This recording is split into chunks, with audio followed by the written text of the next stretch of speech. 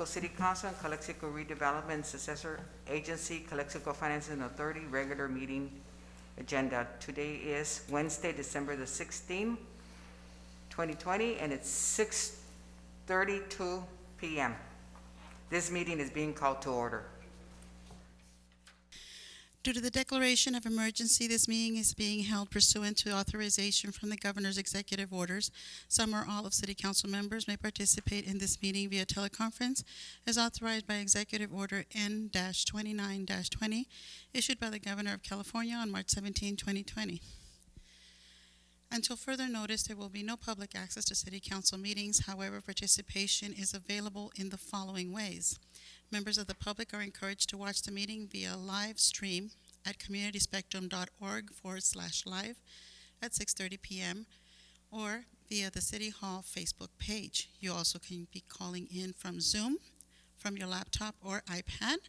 Information to call in via Zoom or via your phone is available on today's agenda. Members of the public who wish to make public comments can do so in the following ways: by submitting comments via email by 4 p.m. to the City of Calexico, ggarcia@calexico.ca.gov. These comments will be read aloud during the meeting. You can also make a comment live via Zoom by requesting it in the chat for Zoom. You can state the name of the agenda item, the number of the agenda item, or state that it's for public comments. Roll call. Mayor Arreola Fernandez. Here. Mayor Percent Moreno. Here. Councilmember Ureña. Here. Councilmember Romo. Councilmember Garcia. Here. We have a quorum, Mayor. Pledge of Allegiance. Please stand. Mayor Pro Tem, Mr. Moreno, will you lead us in the flag salute? Yes. Ready? Begin.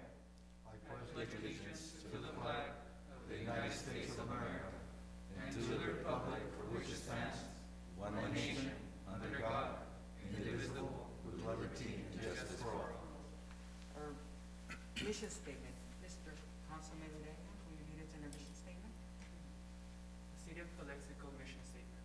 Together We pledge to provide effective and efficient services in a courteous and respectful manner to improve the quality of life for all in a unique border community. Viva Calexico. Innovation. Lord, thank you. Bless this meeting and all those present here today. We come to you today asking for your guidance, wisdom, and support as we begin this meeting. Build in us a deep respect for one another. Give us clear minds and peaceful hearts as we gather together. Guide us in our decisions and line our minds in every decision that we make. Give us your grace that we may effectively do our parts as public servants. All these we ask in the name of the Lord. Amen. Amen. Madam President. Madam President. Yes. At this point, may I read a couple sentences as a part of the invocation? Sure. Thank you. It is, I'm going to read the abbreviated version. I'll go ahead and sit down for this for the microphone. Abbreviated version of the Kumeyaay land acknowledgement, which the Kumeyaay are the original people of this land, and it's a couple sentences. For millennia, the Kumeyaay people have been a part of this land. This land has nourished, healed, protected, and embraced them for many generations in a relationship of balance and harmony. As members of the Calexico City Council, we acknowledge this legacy. We promote this balance and harmony. We find inspiration from the land of the Kumeyaay. Thank you.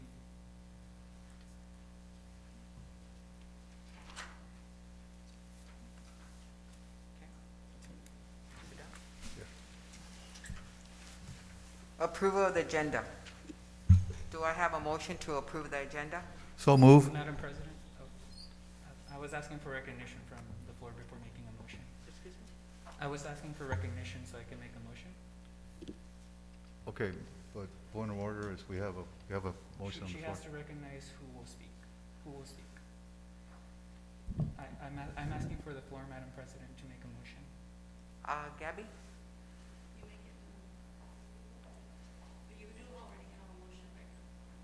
have a motion? Mr. Moreno has not been recognized by the floor.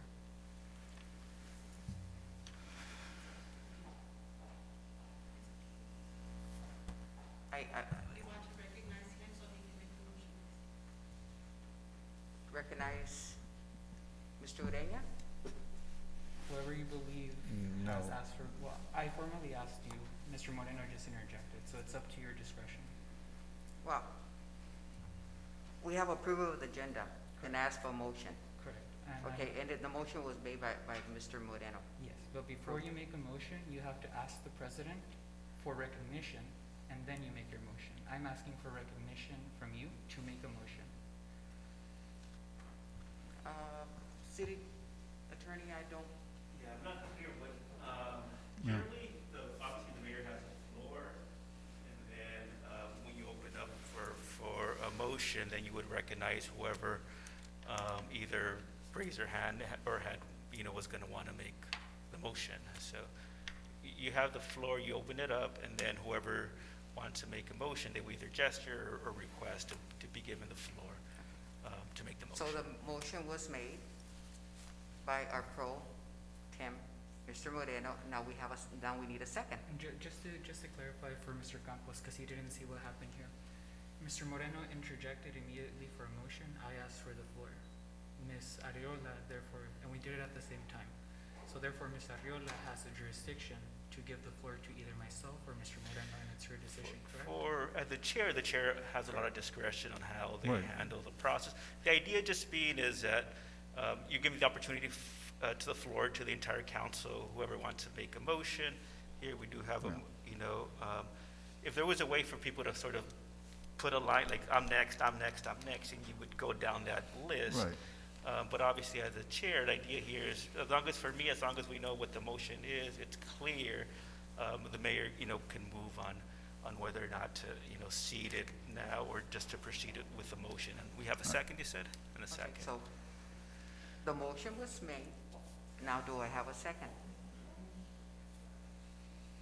Yeah, if you want to proceed, yeah, that would be appropriate. You could proceed. Do we have a second? Second. Thank you. I have some discussion on this. Now, moving on, presentations. Ma'am, Conover I'll Ryder. I'll take the roll call vote. Yes, please take the roll. Madam Secretary, Mayor Arriola I have Fernandez? some discussion. Madam President, actually, I have some discussion. on- Excuse me, let's take roll call, okay? Madam President, I'm asking you because you're the chair. I'm asking you for an opportunity to express my discussion on this motion. Let's take roll call. So did we go out of order then? We're going, There's a motion and a second to Correct. approve the agenda. no, discussion on the agenda. I'm asking for discussion. And they're trying to rush to roll call. Yeah, we're still on the agenda item. Yes. Correct. First, second, open up for discussion, and then once discussion has ended, we can take a motion on the agenda approval. The roll call has already been taken. No, ma'am, you In skipped the over beginning of the discussion. meeting, the roll call was taken. Yeah, we took roll call. Roll call vote? Yes, Yeah, at the beginning. we were following, Yeah, no, I understand, but we're at roll call for the vote on the motion, correct? Or no, not yet? No, we're- Because you want to discuss, you want to open for Oh, discussion. yes, that's So, what yeah, I wanted to, right. that's it, Right. just to clarify the And- confusion. Yeah, and if you let us, we'll give you that Go time. ahead. Right. okay. So we're down to presentations. Coronavirus. We have No. not approved the agenda. Vote for the agenda, approval. Oh, okay. Okay, we have a first and a second. Now, approve of the agenda. No, discussion. Councilman Ureña wants to be recognized for discussion after the For second. discussion, So he just wants to say Yeah. a few words on Yeah. that. Sure. Thank you. Am Discussion. I recognized? Yes, thank you. Thank you, Mayor Arriola. Just very briefly, I'm going to make the suggestion to this council to proceed with the following motion. To approve the agenda with the exception of item number 4. For item 4 to be moved to discussion and informational item as opposed to discussion and action item. Yes.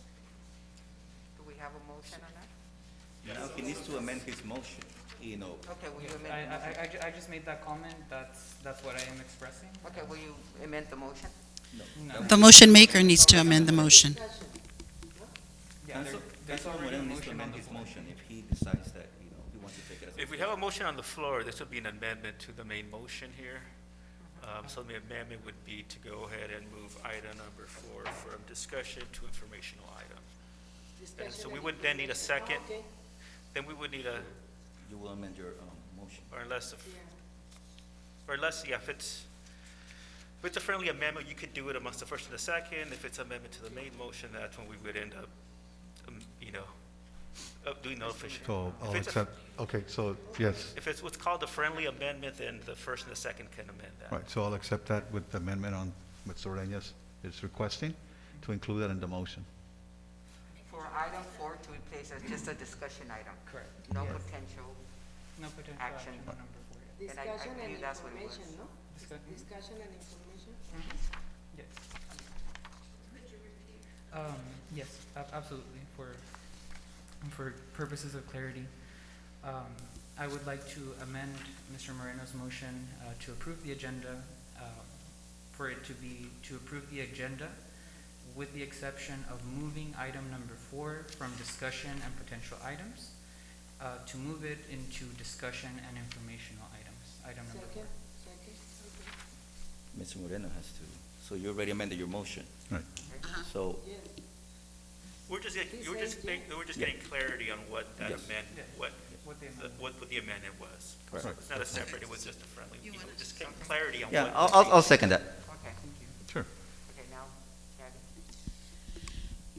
Mayor Arreola Fernandez, Aye. Mayor Pro Tem Aye. Moreno, Councilmember Ureña, Aye. Councilmember Romo, aye, Councilmember Garcia. Aye. Motion passes unanimously. Moving on to presentation of coronavirus COVID-19 update by Police Chief Gerardo and Fire Chief Diego Favila.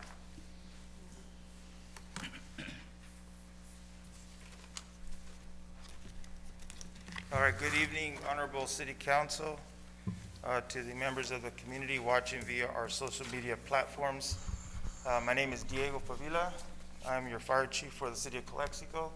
It's a pleasure to meet you guys today. Today's update on COVID-19, I'll go ahead and start off with the numbers as of this morning on the dashboard from Imperial County. Total cases for the city of Calexico, this is only for the city of Calexico, 5,859 total cases. Active cases is 596. The recovered number is 5,131, and the death rate is at 132. So some of the updates, as we all know, COVID, there's information out there, and it's in abundance. My goal is just to kind of give you the meat and potatoes of the COVID updates, okay, and I can answer questions for you guys. So the COVID vaccine program, which is pretty much going to follow the CDC guidelines, has arrived to the Imperial County, hopefully commencing on the 18th. We will be able to go ahead and start the phase 1 tier of giving the vaccine, and for that, remember, is for the first responders, healthcare personnel, and then from there, they'll just move on to the tiers. The vaccine of choice at this time that was able to be allotted to us is from the Pfizer vaccine. The next thing is about testing. We still need testing for the community people tomorrow at the Calexico 10, starting at 8 o'clock in the morning, all the way to 4 p.m. They're able to go and get tested here in Calexico. If that is not suitable for you, the Brawley Senior Center and the Veterans Hall in the city of Imperial. The other thing out there was we're still trying to get the flu shots. The flu shots are still available. It's important that we get those, and those are pretty much available at any pharmacy or within your doctor or clinics. Like I said, there's a lot of information out there, but that's pretty much the meat and potatoes that I think you guys should know right now. Any questions? I don't know if supervisor has information on that, Supervisor Escobar, but on the mobile testing sites. Yes. It is my understanding that today they were over at the movie theater, and So they're coming back for a second date? For Is that tomorrow, correct? yes, this is the mobile testing site, Okay, yes, that's that's the the mobile one for testing. tomorrow, yes. Okay, so that will be, tomorrow will be the first day, or that's the second day? I believe that's the first day. For a second day? I believe that's gonna be their first day, Okay, yes, for this week, yes. okay. Is there a fee for that? No, there isn't. There is no fee for Is that. there an age limit? An age limit? I don't believe so, no. Okay. So if we can just get that information, I don't know if we have it on the website I believe or there, through all social media platforms, if we can just put it out there. Yes, you have more information, would you like me to wait till public comments, or you want me to comment now? you could comment now. I would I'll let the chief, complete. no, this. I'm done. We can finish here. Okay. Thank you.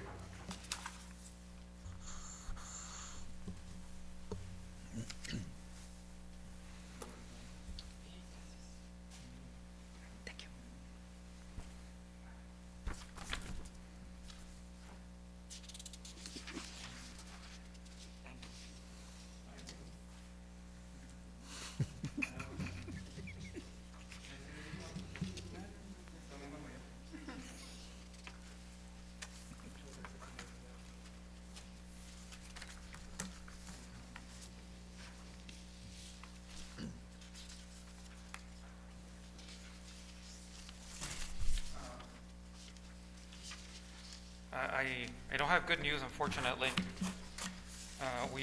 Federal government has made progress on the HEROES Act, which follows the CARES Act that was approved 6 months ago. Unfortunately, there was a proposal where we were going to have approximately $160 billion for city and county support. That is off the table at this point. It hasn't been signed, sealed, and delivered, but the word on the street from DC is that we are not going to get it. We're not. The county, the cities, 160 billion is off the table. Obviously, we weren't going to get 160 billion, but we're getting a piece of the pie. At this point, again, I hate to be the bearer of bad news, but it doesn't appear that that is part of the $900+ billion in HEROES Fund Act funding. So again, that's the latest word. It might change. It's changing daily. We're hoping to get this approved, or we're hoping that Washington gets it approved by the end of this week. But at the end of the day, it's a flip of the coin. Word on the street is that our friends, the partners from the right, said that cities and counties aren't broke, so they don't need the funding. Again, it might be political, it might not be, but that's the word on the street. I gave you a couple of different handouts. The first one is basically what you were asking, Councilmember Garcia. First of all, Councilmember Romo, felicidades. Councilmember Garcia, felicidades. Mayor, Mr. Moreno, Councilmember Moreno, Councilmember Ureña, muchas felicidades. Gaby, Miguel, Carlos, buenas tardes. So the first page basically discloses where they're going to be, the mobile clinic, as we have previously discussed in prior meetings. Unfortunately, we couldn't get a specific site for Calexico, because again, when we had the sites in Calexico Center and Brawley, or in this case, Calexico Imperial and Brawley, California wasn't necessarily as bad off as it is now. As you look at the tier system in California, 90%, over 90% of the population is in the purple tier, which is the worst tier. Mm-hmm. Whereas before, it was much different. We were the worst, one of the worst, if not the worst county off statewide. Now, it's, I mean, there's a lot of counties that are suffering, unfortunately. So again, what this does is gives us flexibility. You've got the schedules there, and obviously from there we can obviously utilize it to our advantage. The site in Brawley is still open, so we can utilize that site as well. Everything is free of charge. If you have insurance, they will bill your insurance. If you're underinsured or you're uninsured, the state of California will pick up the bill. So we have to be very clear on that, because a lot of people are Spanish speaking, they don't understand. They're coming, whether, I mean, I'm not going to get into the social aspects of it, but they're coming from Mexicali. In Mexicali, these tests run $100, $200. So again, we need to inform the people that this is, if you're underinsured or uninsured, the state of California is picking up the bill. Page 2 is again, the local dashboard. Right here, this one right here. These numbers are not good by any stretch of the imagination. If you look at the state's website, we're basically roughly twice of what the state averages are, which are lousy to begin with, and we're twice that. If you look at the positivity rate, which is a 38.48% that is circled, That is, for every 100 tests that are conducted, there's 38.48% that it's positive. If you look at the data, I'm getting old here, I need to do this. If you look at the first rectangle, it is dated September 15th, which would be this one right here. Our positivity rate was 5.12. So again, when people say, ¿por qué está todo cerrado? Why can't we do this? Why can't we do that? That is the primary reason. The 88.26, that's the average infection rate per 100,000 people. Again, we're twice the state average, which again, the state average is lousy to begin with, and we're basically twice the state average. So again, these numbers are not helping us flatten the curve for obvious reasons. I mean, the numbers are just, for lack of a better term, extremely high. I'll move on with the third page. I just want to go over for informational purposes, so I apologize to the mayor. There is some new information here, but I want to be able to include the new council members. The County of Imperial approved a $500,000 bucket from a business loan perspective. In fact, the city did the same thing recently. We added another $500,000 bucket. So there's a total of $1 million. Obviously, some of those funds have already been extended to businesses. But again, there's $100 million. I believe there's roughly $100,000 left. So please, again, inform the business community. These funds are available. These are loans up to $10,000. The next one is a relatively new program, and again, it's basically assisting people to pay their electricity bill. So again, the more information we get out there, the more we're going to be able to help out our community. The third program that we're currently pushing is for anybody in the food services industry. And what we're trying to do there is not really a money that we're extending. In this case, it's fees that we are forgiving to the food services industry on their yearly permit from a Department of Health perspective. So again, we need to spread the word. And last but not least, this is the newest one, and it just changed. Initially, it was just meant to include more if you were behind on your mortgage payments, if you were behind on your utility bills, and if you were behind on your rental payments. We've added another variable where it's basically if you've been adversely affected financially by COVID-19, by our current pandemic. So it opens up the door to much more industry. This is for-profit and not-for-profit industry. We have to remember that. For-profit, not-for-profit, up to $10,000. This is brand new. This is federal. This isn't state or county seed money. This is actually federal money. We need to be very careful.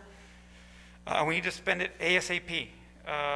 The program ends December 24th. We're trying, in this case, Washington, D.C., we're working with our federal elected officials to extend this. This is going to be part of the HEROES package. But again, it still hasn't been signed yet. We don't know if it's going to be extended. We're trying to get it extended. But at this time, again, please push this to our stakeholders. This is up to $10,000. This is a grant. This is not a loan. It's free money to assist for-profit and not-for-profit businesses. So please keep this in mind. It's extremely important that we utilize these funds. Use it or lose it. Mayor, if it's okay with you, if you have any questions, I'm happy to answer them to the best of my ability. Questions. When they go for testing, do they have to show some type of identification, residence? I honestly have not been tested there, so I could not answer that question. Okay, that's something that I the assume you public do have to answer specific questions because, again, if you have insurance, they're going to request your insurance. But again, as far as residency, I highly doubt that they're asking for residency. Okay. Some But type again, of ID. I haven't been tested, so I couldn't speak firsthand. But some type of identification? Yes, more than likely, because again, they're going to be asking for insurance information. Okay. Thank you. No. Any questions? On the business loan, a couple of days ago, I was having a conversation with a local business person, and that she was sharing with me that a lot of times, part of the requirements to qualify is to be delinquent, in your rent or on whatever, you're owed. So, but when you go and apply, if you're not delinquent, then you don't qualify. And she says, well, how come instead of going by, and that's, he goes, I have really kept up with paying my rent, but my sales have gone down. My sales receipts have gone down, you know, from, say, 50,000 to 30,000. So that shows that I'm suffering. But when I go to these programs, I don't qualify. So I don't know. I know that's probably a specific part of that, eligibility for these programs. I know there's a part of compliance, you know, for the local and the state maybe that you have to have that, but something to keep in mind because there have been some businesses that have kept up, you know, with their responsibilities, but they're not making enough. You bring up a very good point, and you are completely correct. Originally, remember, this is federal funding that is not controlled by the county. We just disperse it, but we need to follow specific guidelines. Correct. So initially, it was, you're behind on your rent, you're behind on your mortgage, you're behind on your utility bills. 1, 2, 3, that's it. What we're trying to do now is extend it to people exactly using your example precisely. Your revenue stream was 50,000 a month. Now it's 30,000. That means you're losing 20,000 a month because of the pandemic. That is specifically something you can write in a letter and attach specific bank statements that justify that you've basically had a revenue decrease of 40% in my example. So again, you're completely on track, and that's exactly what we're trying to do. Open it up to more people, because again, there's a lot of small businesses that have been trying to keep up with their bills, being responsible, but yet the revenue streams have decreased significantly. So again, that's why we're opening up to more and more people, or businesses in this case. How? By obviously being able to prove to the county, because it's not because the counties, we want to be the police or the bad guys. We eventually will get audited. And when we get audited, we need that background information in order to justify why we gave that grant to ABC company. So that's why we would ask for this additional information and to prove how COVID-19 has adversely affected your business. Thank you. So just passing that along. No questions? Okay. Thank you. Stay Thank safe you, and Supervisor Escobar. Thank you. Thank you for your time. Merry Christmas and no Happy parties. Be holidays. careful. Por favor. Moving on, announcements. Madam Mayor, Madam President, is Chalo going to give an announcement, or was it just the fire chief? No, just the fire chief. Okay, I have some brief discussion on the presentation, if I may, before moving on. I have some comments about the presentation, if I may. Yes? Yes. Thank you, Madam Mayor. Just very briefly, 2 quick points when it comes to the COVID crisis as we're living it. First and foremost, we have to realize that we are 9 days away from Christmas, and by the sounds that I'm hearing from the rest of my community members, it's going to be the exact same thing like Thanksgiving. People are not canceling their plans. People still have plans to go to Mexicali, San Felipe, and The scary numbers are not stopping everything. We need to do everything in our power to mobilize to prevent a massacre that we are now experiencing that really happened in Thanksgiving. We'll go more into detail. I'll go more into detail on this once we get into the item on the ad hoc committee, and more than likely when we get to future agenda items. The second and last point I wanted to make, because it's a part of this discussion, and I specifically mentioned Police Chief Gerardo and the Calexico Police Department because at City Council meetings I've seen him come up here to very eloquently and very appropriately notify us about how the mental health problems that COVID is causing in our community is making our existing opioid and methamphetamine crisis that much worse. I went on a ride-along with an officer, and hopefully at the next meeting during public comments I can go into detail on what that looked like. But I wanted to bring up one observation that I had from that, and it was just very, very simply that we are at a point in city of Calexico poverty where there are homeless residents every day who are preferring to use methamphetamine to not eat for 3 days because food is so expensive. And so I feel like as we're proceeding and organizing our response for COVID and preventing infections, we also have to do the work of preventing suicide and preventing a drug addiction that can happen during this period of great depression and anxiety for everyone. Thank you. Moving on. announcements? These proceedings may be viewed on the City of Calexico website at www.calexico.ca.gov the Friday following the City Council meeting. Community office hours with Mayor Arreola Fernandez are suspended until further notice due to coronavirus COVID-19. Okay, moving on to public comments. Do we have public comments, Gabby? Yes, we do. Okay. This is the time for the public to address the City Council on any item not appearing on the agenda that is within the subject matter jurisdiction of the City Council. During the current state of emergency, public comments will be received in the following ways. You may submit your comments via email by 4 p.m. on the day of the meeting to ggarcia@calexico.ca.gov. These comments will be read aloud during the meeting and entered into the record. You can also make your comments on live Zoom by submitting your name and the item you wish to speak on the Zoom chat. Persons who should want to submit the name and section of the agenda to speak on public comments or state the number of the agenda. Any comments received during or after the meeting will be distributed to the City Council and retained for the official record. City Council is prohibited by state law from taking action or discussing items not included on the printed agenda.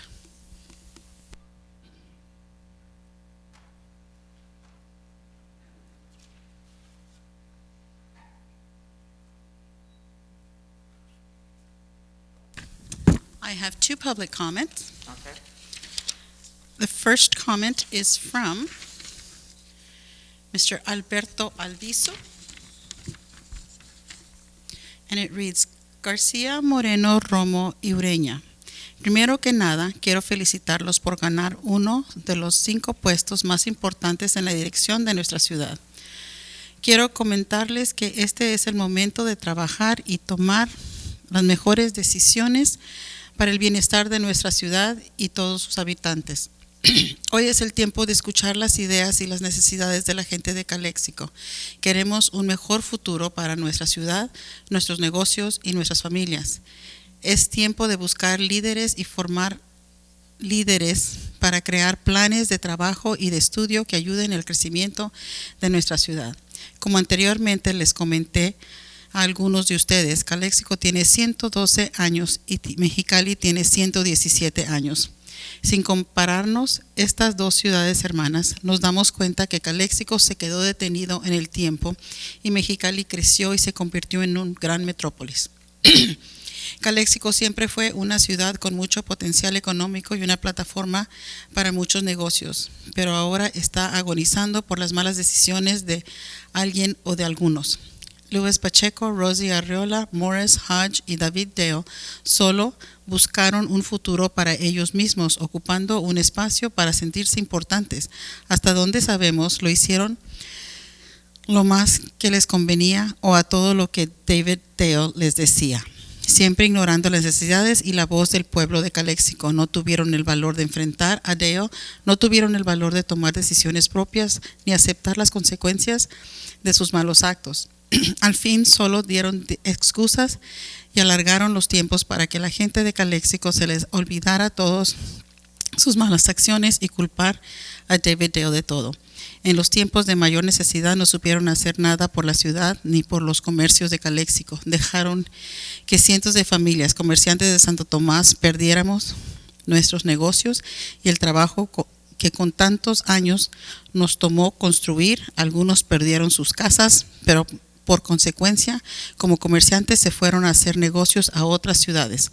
Ahora están en Yuma, el centro de Mexicali. Pasaron muchas cosas más y después de la llegada de coronavirus, espero que eso ya es otra historia.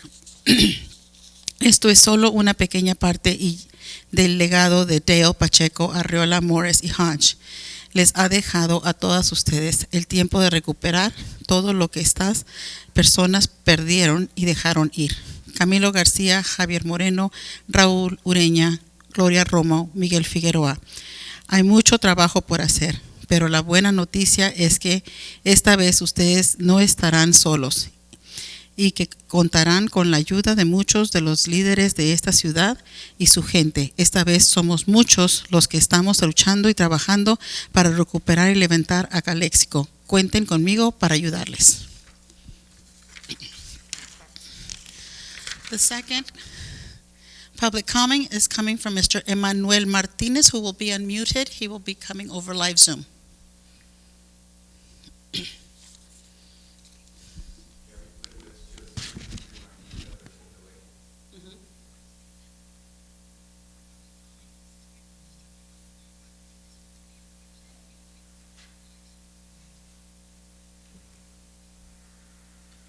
They're sending him a request. There is a 7-second delay.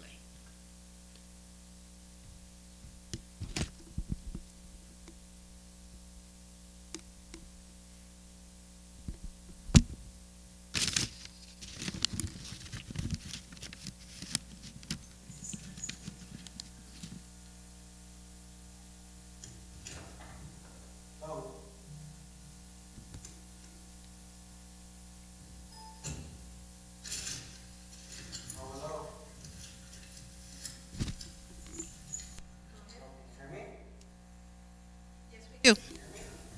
Yes, go ahead.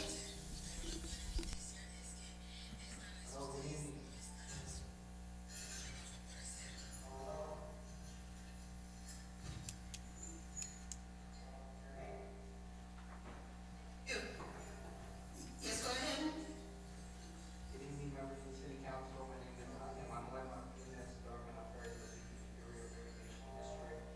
I want to thank you for the opportunity to speak here tonight. Just want to provide a quick update related to the pandemic. So we are here on behalf of the Board of Directors.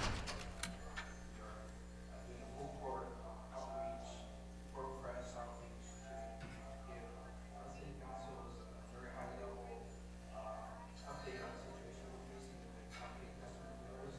And then number two, just let's take support. We have residents in the city called us for the arrests since daily. As of December 11th, the Superior Irrigation District has 38,655 residential accounts that are in arrears and 2,400 commercial accounts. This TID is a total of $11.6 million. And while we do have shut-off moratorium that were enacted in March, the shut-off moratorium does not make unpaid bills go away. Customer is able to still get a response rate on that bill. So we are doing everything that we can to make sure that those that have been unpaid are connected with us. And so we've been working very closely, for instance, with Campesinos Unidos, Rio Valley, Green Action Partnerships in Montero Valley, Rio County, and coronavirus relief funds to make sure we assist we can. But nonetheless, we are still seeing quite a big number of folks who haven't called in to get into a payment plan or get into one of our assistance programs. As of the same date, December 11th, we have 13,000 accounts that are in risk connection list. Out of those, 46% are in Rio Valley. So as you can see, it is a mounting concern, just looking at the figures. So just wanted to come out here on behalf of the ID Board of Directors to provide you that update. Number two, to request your support in any shape, way, or form to outreach to your constituents, to please call us. Our number is 1-800-303-7756. Again, 1-800-303-7756. So that's where they can call. And this is one of our flexible payment programs, and also get references to other programs managed by third parties in which they can get assistance. So if you happen to answer any questions, I just want to provide that information to you on behalf of the ID.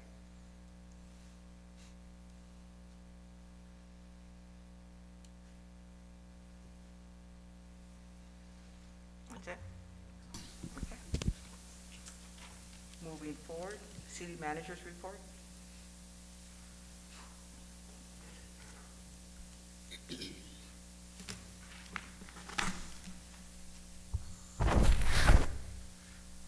Madam Mayor, mayors of the council, members of the community that are watching us today. First off, I want to welcome our new council members. We look forward, myself as the city administrator and the head of the hardworking team that I have here in Calexico. We look forward to collaborating, partnering, and moving forward to make the city better with this council. With that said, there are 4 things that I do want to bring up to your attention and also to the members of the community. And that is that one of my first recommendations to this board is going to be that we engage in securing a date so we can kickstart our strategic plan work. One of the things that we need to do to start off with the right foot is make sure that this new city council, along with staff, with my department heads, that we come together and that we identify the priorities for which this city will be focusing on to make sure that we address all the hard work that needs to happen. So I want to just make that statement. Myself and staff will be working with each one of you to make sure that we identify the right dates, because this is nothing about one day. This is going to be a process that we're going to begin to make sure that everything is done precisely. At that point, we will be able to look at our community and share with them what it is that we're going to be prioritizing and working on for the next 5 years. On the second thing, I want to acknowledge and I want to let each one of you know that the office of the Mayor of Mexicali is going to be recognizing your new appointment as council members to the Calexico City Council. Right now, as we know, or some of you that may not have been informed, the current mayor of Mexicali, Marina del Pilar Ávila Olmeda, is going to be contending in the gubernatorial race for the state of Baja California, and she's going to be stepping out of her seat on the 22nd of December. So with that in mind, I do want to share that the municipality of Mexicali, 1, recognizes you coming in. 2, they're going to be coordinating with me in terms of us moving forward and establishing some type of communication channel so we can bring together both of our agendas. I am also happy to share on another topic that Ms. Liliana Falomir, our Public Works Administrative Manager, and myself have been making significant progress with Caltrans District 11, specifically with their team of architects as it comes to that piece of land between V.V. Williams and Erie, which to us is, or at least to myself, I consider it an eyesore, something that people that come and visit Calexico should not see. So as a result of that, we've been engaging with the right people at Caltrans District 11. We have presented our draft irrigation plan, for which we're going to have to seek an encroachment permit from Caltrans District 11. At this point right now, we're going back through the previous agreements that they've entered with the city of Calexico, because we want to make sure that we have the right information. Because a portion of that land is actually on our right-of-way, and the other portion is on the state's right-of-way. We want to make sure that we properly address that issue so we can move forward with the infrastructure component of installing, once again, the irrigation system so we can bring back some green life to that piece of land. I also want to say that Caltrans has extended an offer in which, out of their nursery, which I learned that Caltrans District 11 actually does have a nursery, they're willing to donate. They're willing to donate some trees to future enhance that piece of land even more. So I'll be providing updates on that matter. I've heard it loud and clear from our community and from this council, some of you members, that this is obviously something that we need to act on, and I want to reiterate that that's the case. Something that Supervisor Escobar did not share in his report, and possibly that is because today at 8:30 in the morning, the city managers in this county, along with the county executive office led by CEO Tony Rejodas, we had a very, what I consider productive conversation in the fact that all water delinquent accounts that every city has, aside from everything that Supervisor Escobar tells us, they're even gonna put another offer to assist any member of our community that has a residential account on their delinquent accounts that they may have. So what's the plan here? There's obviously restrictions in terms of how those funds can be expended. If I have right now, what I can share with our community and you, mayor and council members, right now we have $190,000 worth of water delinquent accounts in Calexico. What we're looking to do with this new help that the county is willing to offer is, they're giving us all the forms, all the documents in English and Spanish. What we're going to do is that we're going to take it upon ourselves in a very, very, very ambitious timeline, but it's worth trying, in which we're going to coordinate with my staff. We're going to reach out to every water delinquent account holder. We're going to let them know that if they've been affected, obviously, by COVID, through the months of March to November, they will be eligible to get that water delinquent account paid. The way it's going to work to address the reporting that the county needs to give to the federal government and the state is as follows. We're going to provide every account holder all the information. We're going to walk them through it. They're going to fill out everything. What we're going to do in return, after those that wish to participate, is take all that paperwork from every account holder. We're going to do a summary memorandum with a total dollar amount, and we're going to give it to the county. And the county is going to, in return, issue the city a check. Okay. They are protected because we've done already all the paperwork. That's their justification to the reporting they need to do. Again, the county executive office informed us this morning there is a very tight window because CEO Rojodas informed us that by the 29th of December, he should be receiving all this information that we're going to prep.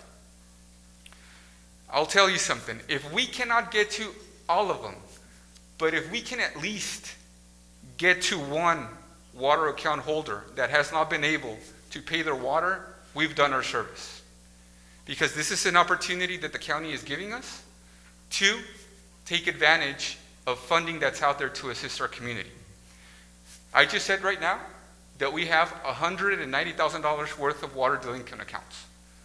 We could potentially go up to $150,000 given the population of Calexico to benefit from this program. On top of that, the city finance department is also working on making sure that these delinquent accounts get the opportunity to come through a payment plan to come up to par. I want to be very clear, this is only for residential accounts, only residential accounts. So again, I want to recognize County Supervisor, the rest of the board, County CEO Rojodas, and Ms. Colio, Ms. Esperanza Colio, who is pretty much assisting and helping out as the Deputy CEO for the county. I think it's worth sharing. I think it's worth informing our community. On our end, we're going to promote and advertise to the best of our ability. We're going to be making phone calls directly to those water account holders. So on that note, Madam Mayor, Council, that's my report. Thank you. Thank you. Can I? Question? Yeah, questions. If I can just emphasize, this is a once-in-a-lifetime opportunity to make sure that we get some of that money and assist our local residents. So we can just have all hands on deck on that, you know. I will highly encourage. I know we're short-staffed. I know we're going through a pandemic. But, I mean, we know that we always pull together. So we can just make an effort to pull from whatever we can as far as the staffing. You know, I think that is worth, you know, the effort and the work, because at the end of the day, we'll be helping the residents, and we'll be getting some money coming in, some resources. So that's on that. Then what I wanted to bring up also, you were mentioning the trees. And if memory serves me right, I recall way back that I believe that the city of El Centro had applied for a grant, and they had gotten thousands of trees that they couldn't, handle, and I think they offered some of those trees to Calexico. And I don't know, did we ever took on that offer, or I don't know if you were here. I believe you were here, so whatever happened to that? What I can share with you, and I cannot assure you that that was the source, but what I can tell you is that trees that were donated to the city of Calexico, at least on my time here as a staff member, were planted. Okay, so those were planted, because I remember that was a huge amount in the discussion. It was also not just getting the trees, but also doing the maintenance and watering and all of that. Those were the challenges. So I don't know if Mayor Arreola remembers that, but I remember sitting there and listening to that. That was a great, offer. And I think we went ahead and took it, but I don't know if we took all the trees or whatever happened to that. So just bringing that back. Absolutely.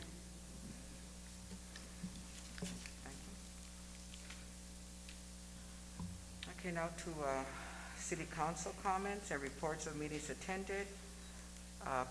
Mayor Pro Tem, Mr. Moreno, would you like to make a comment and report meetings attended? Yes, thank you, Mayor. Couple of things. I go out in communities once in a while, and I see I get approached by a lot of citizens. But one of the things over there by this should be back to the city manager, maybe the police, in terms of Kennedy Gardens reported one of the on Espinosa Street. Some of the citizens take that shortcut on Rockwood Avenue. They take the shortcut to go to the other side of Meadows for whatever reason, and I guess they had an incident over the weekend, a week ago, I'm sorry, where somebody was speeding there, and I don't know if that's it's proper to put some speed bumps there. Obviously, there's got to be a study made on that if it's feasible and all that, and during the pandemic, if you limit on resource. But I did tell the citizens I would bring that up in the city council meeting today. So that's my concern there. Councilman Ureña, comments or? Yes, thank you, Mayor Arriola. Just three brief comments that I wanted to make. The first one is parliamentary procedure. I'm very big on rules, and these particular rules I think are sacred to me because they're, and not just to me, but any legislative body, because this is the backbone of democracy. And I apologize if there was some confusion with the approval of agenda along these terms. There's a reason for that, and I will explain. It's the same reminder that I brought up during the meeting of December 10th, our first and inaugural meeting as City Council people.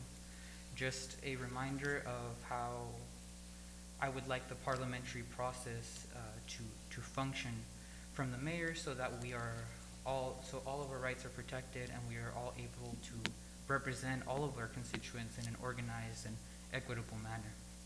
So when an item comes up, I feel like the best way to proceed with an item is as follows. And I'm not sure if the city attorney would concur, but it's the board president reads an item. The board president then asks if there is a motion on the floor. She waits for a member to ask to be recognized. The member is then recognized and a motion is made. After a motion is made and seconded, discussion therefore happens, or the board president asks if there's any discussion on the item. And then, also, just as a note, it's a good procedural point to ask for discussion before a motion, because when you ask for discussion before a motion, we are able to collectively make a better motion that is more likely to pass. Motion is made, seconded, discussion, and passage. Just a reminder on parliamentary procedure for the protection of our rights. The second one is Mayor Arriola made an announcement that we are not holding mayoral office hours due to the coronavirus pandemic. I would like to know why. I feel like if we are able to make a city council meeting happen through Zoom, we can have these office hours restarted through Zoom or telephone call. I would suggest you look through your agenda to find an opening for your community so that you can at least digitally accept their comments during this very tragic time. Lastly, or two more points briefly, is to ask for a moment of silence for three people, or two groups of people and one actual person. Moment of silence for Marilyn Casares, who was a Brawley resident, a transgender Brawley resident, who was the sixth transgender person in the nation to have been tragically murdered back in March, April, while homeless in an abandoned house in Brawley. I want to ask this moment of silence for her, for all migrants, and noting especially the LGBTQ migrants who risk their lives to find a better place in this country. I ask for a brief moment of silence.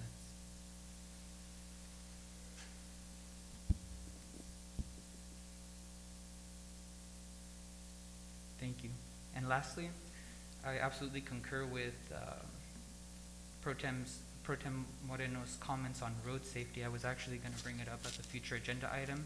In fact, just a couple hours before this meeting, I called, or Escobar called me, and we had a brief conversation on how Bauker Road is looking. And quite frankly, I'd like to share with the council that even though traffic is at a historic low right now in the country, traffic is down everywhere, accidents are up because speeding is up. And in Calexico, speeding was a problem even before the pandemic hit.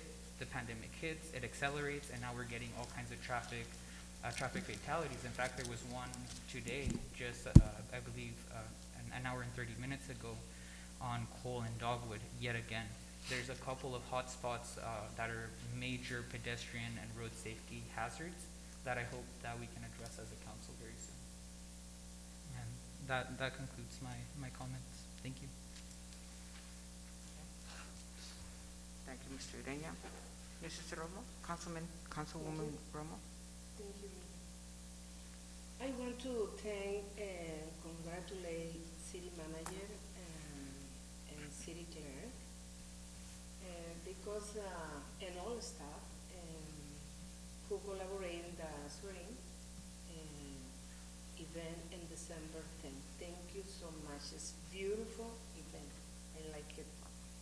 And second, I am very concerned about what is happening in the city between 10 p.m. and 5 a.m. Because maybe we should all be home or stay home. And Mr. Gerardo, could you bring a specific report on this concern for me and all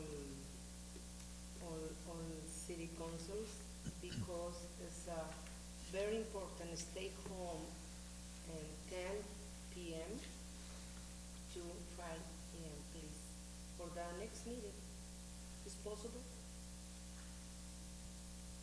A specific report.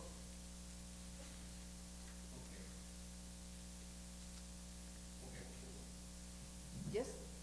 Miguel? The chief and I will communicate on that. Perfect. Thank you so much. That's it. Councilman Garcia. Again, I want to echo Ms. Romo's, kudos to the staff that prepared that event, for 10. I think it exceeded our, expectations. I think, we tried to keep it as safe as possible. I think that was accomplished. But nonetheless, what I want to highlight is actually the work that went into that.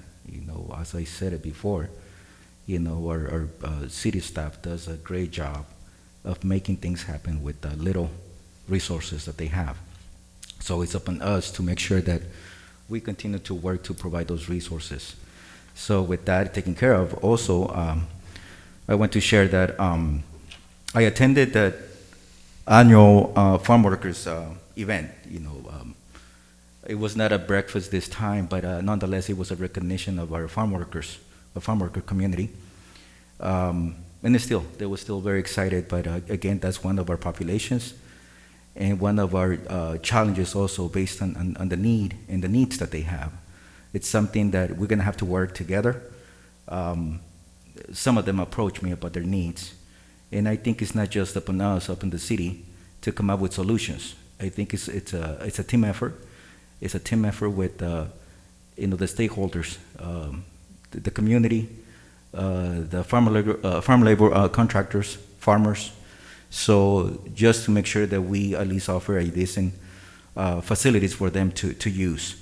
So that was something that, it's not that I just, saw, that day, but it's something that has been ongoing, something that has been brought up many times by me in these past 6 months. So I want to make sure that, we start, looking at that, engaging with the community, finding some solutions, finding some ways to come up with facilities for them. So on that, and then also I want to give kudos to the fire department. I know that they have been busy all this week, going out to fires and collaboration. Also, I want to also welcome back our chief. He's back, and of course make sure that chief give our best to the officers that are still home, and we're praying for their speedy recovery. And of course, thank also our partners from the county, the sheriff's department, the DA's also staff, and the central PD for coming out and helping us out. Actually, we did see a lot of collaboration. That's something that we should not just use now for this type of emergency assistance, but it should be something that should be memorialized in some type of partnership, which I will bring up at a later conversation. But that's my comments. Thank you. Thank you. Now, first of all, I'd like to congratulate all four on coming on board. And Mrs. Romo, we made history. 2 females sitting on the Calexico City Council. Congratulations. Now, moving on, and this is something that it's I have to address, and in a respectful manner, and it's to Mr. Ureña. Mr. Ureña, during your campaign for City of Calexico council member, you brought up false accusations towards me and to the previous council member, stating that we are corrupt, that there is absolutely no proof nor evidence to sustain such accusations. In addition, you have incorrectly stated repeatedly throughout social media that I appointed Mr. Risen to city council, claiming that I was his sister-in-law. First and foremost, I am not married to Mr. Risen's brother, nor was I dating at that time. Secondly, I made the motion to appoint Mr. Risen to be a council member, of which the motion was second and approved by the city members, the council members. You also organized various rallies and drove around Calexico prior to the election on November 3rd. You deliberately drove in front of my house 4 times, honking and yelling distasteful and unworded remarks about me. Mr. Ureña, campaigning is over. You were sworn in on Thursday, December 10th to City Council, and on Saturday, December 12th, you again went on social media making false accusations about me. This harassment is distasteful, unwarranted. You must stop, cease, and desist. As council members, we must work in unity and collaboration for the people of Calexico. Thank you.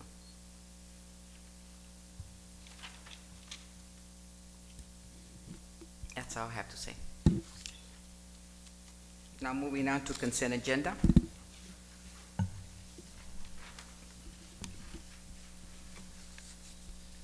Warrants from November 7, 2020 to November 20, 2020. think this is, okay, and city salaries from November 7, 2020 to November 20, 2020.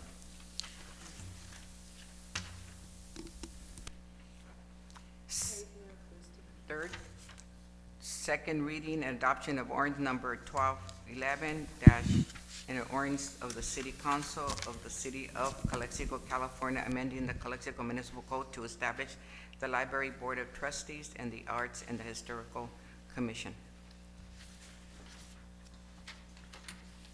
Now, do I have a motion for the consent agenda? Oh, I see. I have a question for Mr. Figueroa. Excuse me? Is possible? I have a question for Mr. Figueroa for item 2 and 3. Okay. Is possible? Yes, thank you. Mr. Figueroa, number 2, I understand that each quarter an information is given. When will the next presentation be? That's a great point, Madam Councilwoman. What I can share with you is we have our next scheduled quarterly budget presentation coming up in a month and a half. We did our last one a month and a half ago. So the next one is coming up in a month and a half. At that point, Finance Director Lovatos and myself will give a thorough presentation or when we stand up to that point in the fiscal year. Excellent, thank you. And number 2, only with this amendment, this is number 3. Yes. Are we going to have 2 appointments? It is right? Or? Okay, so procedurally, this item is coming up as a second reading. Based on this, technically, yes, there will be a need for appointments Okay, for that particular item. And that's coming down the road as each one of you will have the opportunity to make that determination. perfect, that's it, Madam President. So move for agenda number 2 and number 3. I would just like to pull item number 3 for discussion. You got a second? Second, yeah. Gabby? Mayor Rola Fernandez, Aye. Mayor Pro Tem Moreno, Aye. Councilmember Ureña, Aye. Councilmember Romo, Aye. Councilmember Garcia. I just want to get a clarification. So you're pulling item 3 to which item we're gonna pull it? For discussion. Just For discussion. Just for discussion? Okay. So right now, we are approving Okay, number yeah, 2. but just wanted to make that clarification. Aye. Motion carries unanimously. Okay. Now, going to discussion items. So, Only- Madam Mayor, if I may, at this point, I think Mr. Ureña, Yeah. you wish to make some remarks on item number 3? Yes, that is correct. Very briefly on the establishment of, or the separation of the Arts and Historical Commission and the Library Board of Trustees. Very brief comment I have to make about the special obligation of especially the Library Board and the Arts and Historical Commission for that matter in ensuring that our artistic and cultural activities as a city are inclusive to everyone and really, well, yeah, inclusive and reflective of the spirit of this community. Very unfortunately, during the campaign, I received a copy of a resignation letter from an employee who will go unnamed from the library, who unfortunately resigned due to the fact that her supervisor had been questioning her on why she was putting so many books in the children's section that depicted LGBT couples or transgender people. And I want to bring this to the attention of the council because this hurts me directly in 2 unique ways, and I have addressed one of these with the county already. The first one is LGBT inclusion.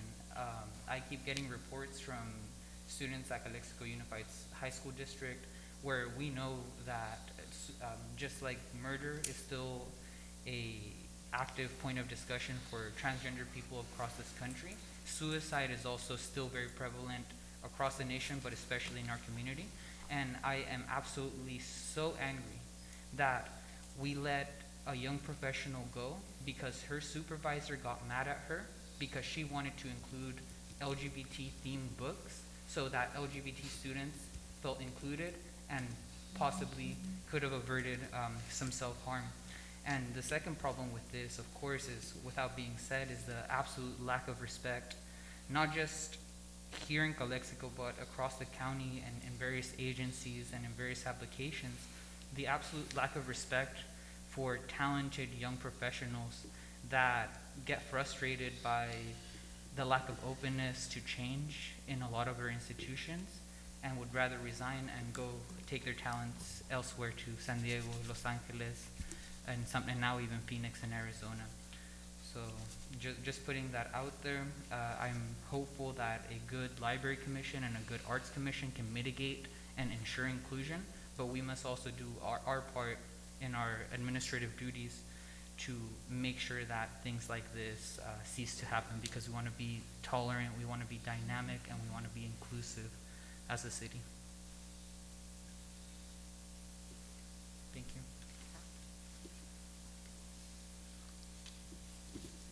Now to discussion. The discussion, now item 4. We need a vote On the first one, this one. Vote for number 3. For number 3. And motion. Okay, do I have a motion? I make a motion to approve the item. Do I have a second? I'll second that. Kathy? Gloria, okay. Who seconded? Yes, Moreno? I second. Mayor Arriola Fernandez? Aye. Mayor Protem Moreno? Aye. Councilmember Ureña? Aye. Councilmember Romo? Aye. Councilmember Garcia? Aye. Motion passes unanimously. Now moving on to item 4 for discussion, approval of a resolution to declare certain properties exempt surplus land under the Surplus Land Act, approve the sale of a said properties to the U.S.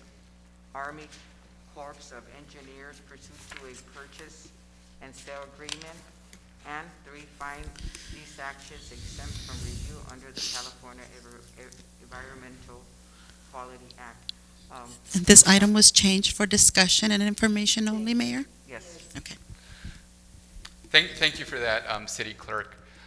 So I want to set the tone for this item. What I do want to share is share a little of the history behind it.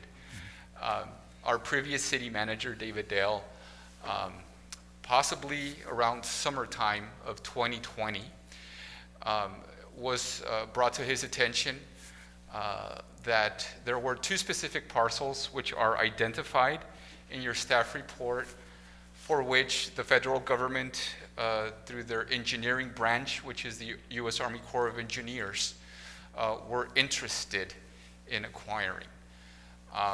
Let's fast forward to August, when I take the office of city manager. I begin to get some notifications on this item.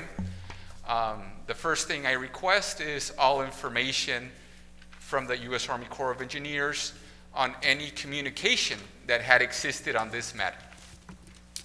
I begin to read the emails. I begin to read the documents behind this item. One of the things that we point out in the staff report is the Surplus Land Act. I do want to say that it's the piece of policy that we as government entities are mandated to follow when it comes to, in this case, city-owned land that at any point we wish to dispose. So we have procedures and we have steps that must be followed. With that in mind, I reach out to our city attorney and I request that the proper valuation and assessment of the work that was done be confirmed and be analyzed by our city attorney. As a result of that, that is where we come today, because at the end of the day, this body of government is the one that has the obligation and the duty to consider any type of opportunity as it comes to any surplus land that the city is willing to engage on a real estate transaction. By introducing this item, I would now want to pass on the microphone to our city attorney so he can provide legal details on this particular matter. Thank you, Mr.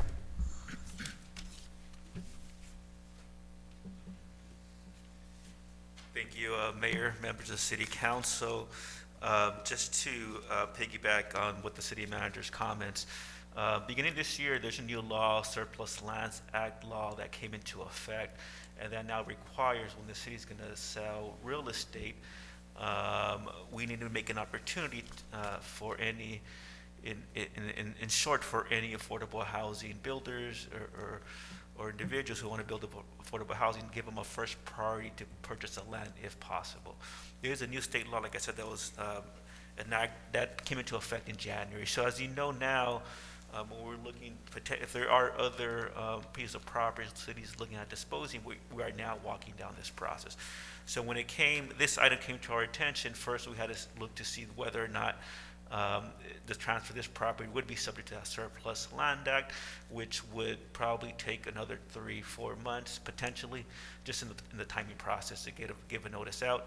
If we have interested affordable housing builders, we need to discuss with them and see if we can negotiate a deal, and if not, we can sell to another party. So once we did the research, it looks like selling property to the federal government is exempt from the Surplus Land Act. So the city could proceed without having to proceed with the Surplus Land Act, but obviously we would need to take that to the City Council for approval, and that's the reason we agendized it. Some other points of clarity, there were 2 appraisals on the property that were conducted by pursuant to federal standards as well as to U.S. Army Corps of Engineers standards. Additionally, 2, we've also been asked, and we put a short memo together on the ability of the federal government to condemn property. And under Amendment 5 to the U.S. Constitution, the federal government can take property, for a public purpose. And under the supremacy clause, that they would trump a state as well as a city if they wanted to condemn any city property. So if the federal government wanted to proceed with eminent domain, they could, and we wouldn't have any. You could try to object to whether or not property is being used for a public purpose, but generally the courts have determined what that is. And then the other question, one just becomes one of value. But just wanted to provide those background points for your discussion.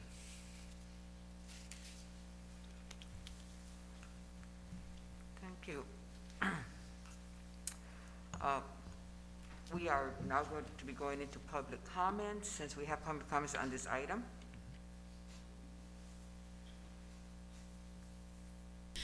Yes, madam. We have one set of comments, which consists of 177. It's the same comment for all those people, so I will read it once and provide you a list of the people who submitted. Okay. Excuse me, how many? 177. Could you clarify that again, Gabby? You mean it's 177 and the same comment? We received 177 with the same comment. Same comment. Okay, thank you. Just to clarify that.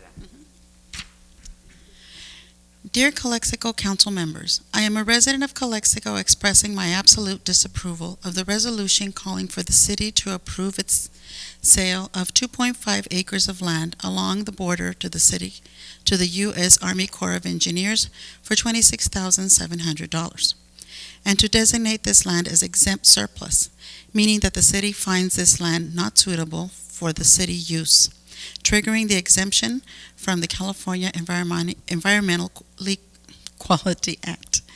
Council members, I urge you to vote no on item 4. We disagree that this land is not useful for other purposes. The city land can be used for public housing that is affordable and other public uses.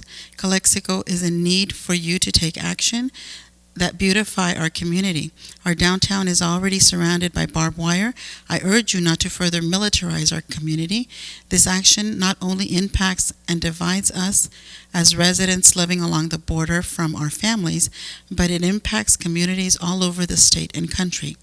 While our community was hurting on July 27, 2020, at the height of the first wave of the pandemic, your council offered our land for sale to the military. Calexico is an immigrant community. The border fence has always divided our community and our families, and voting to enable the spectacle of symbolic but unnecessary border expansions through the sale is a vote against our community. I urge you to be on the right side of history and vote no on the resolution that would make this sale possible. Thank you.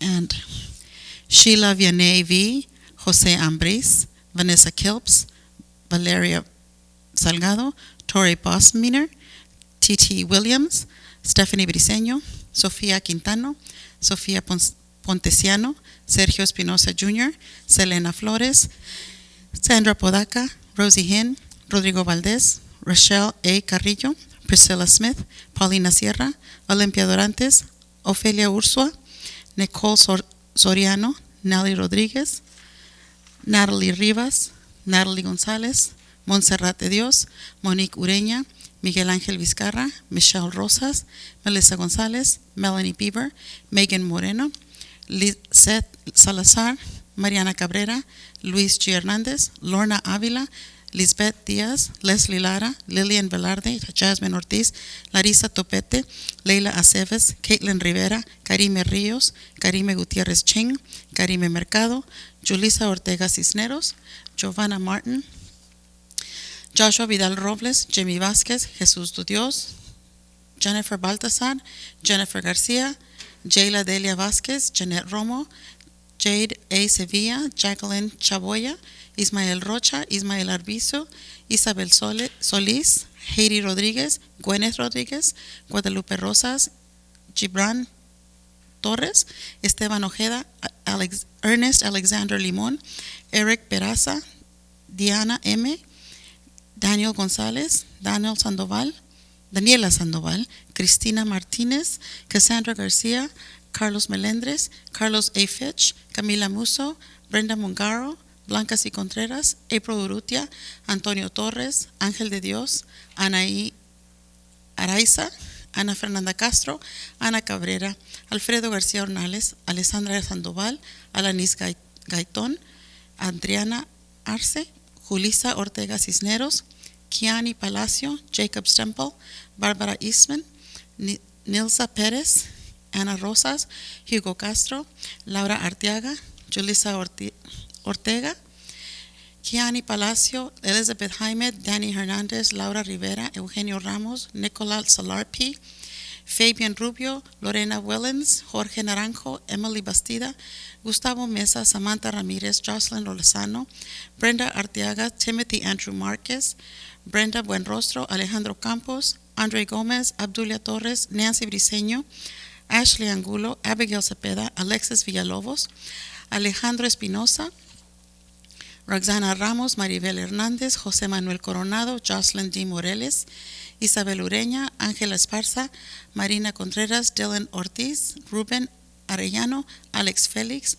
Leslie Aguayo, Krista Ramírez, Jeremiah Mendoza, Eliana Moreno, Dalel Cervantes, Yolanda Ruiz, Vanessa Arteaga, Kimberly M., Clarisa Campos, Alejandro Moreno, Ernesto Pérez, Yolanda María Valadez, Tania Valadez, Bianca Contreras, Joaquín Vázquez, Juan Araujo Sarinana, Leslie Pinedo, Carla A., Ana Rodríguez, Guadalupe Angulo, Sasha León Jauregui, Daniel Ortega, Joana Espinosa, Diana Acuña, Grecia Domínguez, Moisés Mirada, Carmen Sarinana, Analía Bonillas, Alvin Wong, JB, Karina González, Ana Rodríguez, Mariana Melendres, Wolf, Daniel A. Silva, Saray Benavides, Marta D., Emma Flores, Cristal Quesada, Cerise Myers, Vanessa Vizcarra Sánchez, Luis Hernández, Ismael Arbizu, Ashley Díaz, Norma Fernández, Christian Estrada, Guadalupe Marquez, Cynthia Musso, Miguel Musso, and Carlos Gomez. These are the comments that belong to the 177 for item number 4. I have individual comments for item number 4.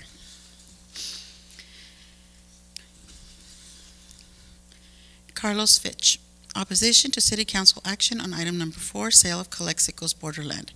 We, the members of the 6 recognized student organizations of San Diego State University Imperial Valley Campus, express our opposition and absolute disapproval of the resolution selling 2.5 acres of land along the border to the U.S. Army Corps of Engineers for $26,000 and designation of this land as exempt under the surplus and the exemption from the California Environmental Quality Act. Our city of Calexico has been grown and developed by hard work of Mexican immigrants. The resolution includes not only the sale of borderland, but also dividing our own people through the creation of a frontier where the cultures have become intermixed and interlaced through the generations. Calexico's population is well known to travel back and forth to our sister city, Mexicali, where many of our kin reside, but importantly, where many of our values are inculcated. We sincerely urge you to vote no in this action because instead of creating a peaceful and safe environment in our community, this action threatens the children and the youth of our community.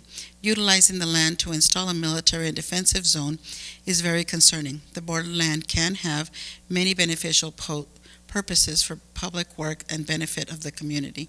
This land can be used in a variety of creative and innovative ways by creating borderline connections with our cultures, building infrastructure that boosts Calexico's economy and community, bringing renewable sources to this arid region, expanding the downtown small business area, and importantly, maintaining unity, not division. The community has spoken during the recent elections. You and the entire population of our beloved city chose a progressive platform of candidates who are now defending the wall and Calexico residents' dreams. We elected you as a representative of the community. With that in mind, we urge you against this proposal. Our voices stand in collective opposition to this item. Respectfully, recognized student organizations of San Diego State University Imperial Valley Campus.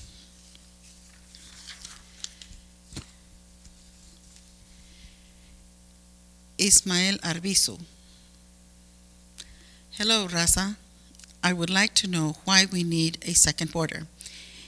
Is it just try to alienate our neighbors and family members that in these moments many of us haven't seen in months? What message do you want to give the citizens? The $26,000 is enough to let the big government do whatever the hell they want. The border has divided and demonized our own people. Sure, we can't destroy it like I want, but we sure can slow its progress. Do you all prefer discussing to bring the second border before even discussing the problems in our own community? Don't militarize Calexico. The undocumented are only looking for a better life.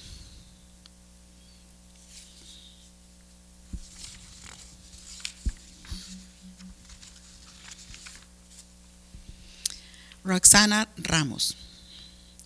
To Calexico Council members, I have never felt unsafe growing up in Calexico. We don't need a second wall. It serves no purpose and it is obviously apparent. I've seen my city suffer from COVID and you're investing in this propaganda. Shame on you if you support this. I work in journalism and I assure you that the whole country will be aware of the city council selling out their city to Trump.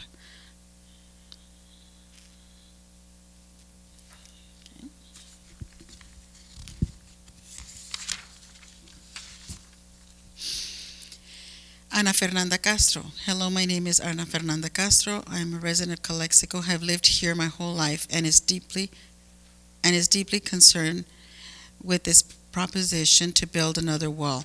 Well, I see that you want to sell acres of land to Homeland Security because it is a lot of money. A second wall will do nothing.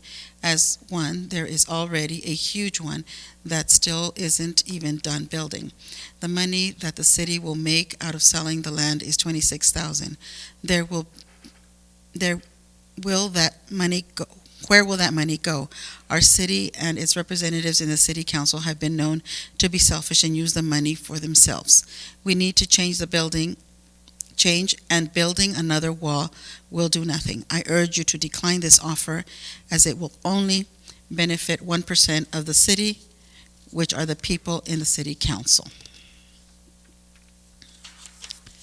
Cerise Myers, dear members of the Calexico City Council, I am a resident of Calexico writing to express my strong opposition to the resolution calling for the sale to the U.S. Army Corps of Engineers.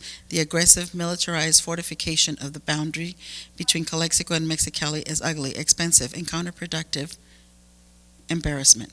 In exchange for enabling this commercial behavior through the sale of the parcel of land, Calexico would stand to gain paltry money sum less than $27,000. A friend employed by the Corps wrote in a personal communication, "It sounds like it's just easier for Calexico to get rid of land while border wall is still a thing.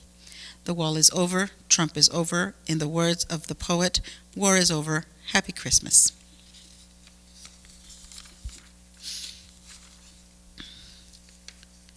Edith Crystal Crisada. I am a resident of Calexico expressing my absolute disapproval for the resolution to sell the 2.5 acres along the border to the government for the purposes of building a secondary wall. Council members would disagree that this land is not useful for other purposes. City land must be used to build more affordable housing, something that is currently limited here and that our community desperately needs.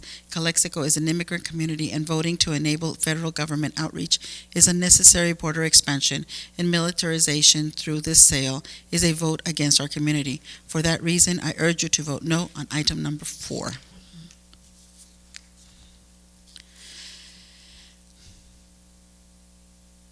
I have a second message from Mr. Ismael Arvizo. Dino al muro de Rosy, que se era en esta tierra. Que se hará en esta tierra. Las decisiones que hagan cada uno de ustedes hoy será la que los pudiera sacar de sus posiciones mañana. Javier, yo miré su MAGA comment en Facebook, pero haga lo correcto, vote no. Camilo, si usted se cree que es parte del cambio que ayudará a Calexico, vote no. Gloria, ya sé que usted tiene amor por el inmigrante, vote no. Raúl, gracias. Rosie, espero que no venda parte del Calexico por solo 26,000. Defund the wall, fund our education. Y Rosie, resign. Safe holidays. ¿Por qué militarizar nuestras comunidades calmadas y seguras? ¿Porque acaso se ocupa otro muro? Si es el muro de Trump, no tiene por qué seguirle la onda si ya no va a ser presidente. Nadie es ilegal en tierras robadas. Como comunidad llena de mexicanos y personas de color, nosotros sabemos que tan pesado es la inmigración y el estrés es que no poder ver a los amados, a lo que más amamos. Voten no.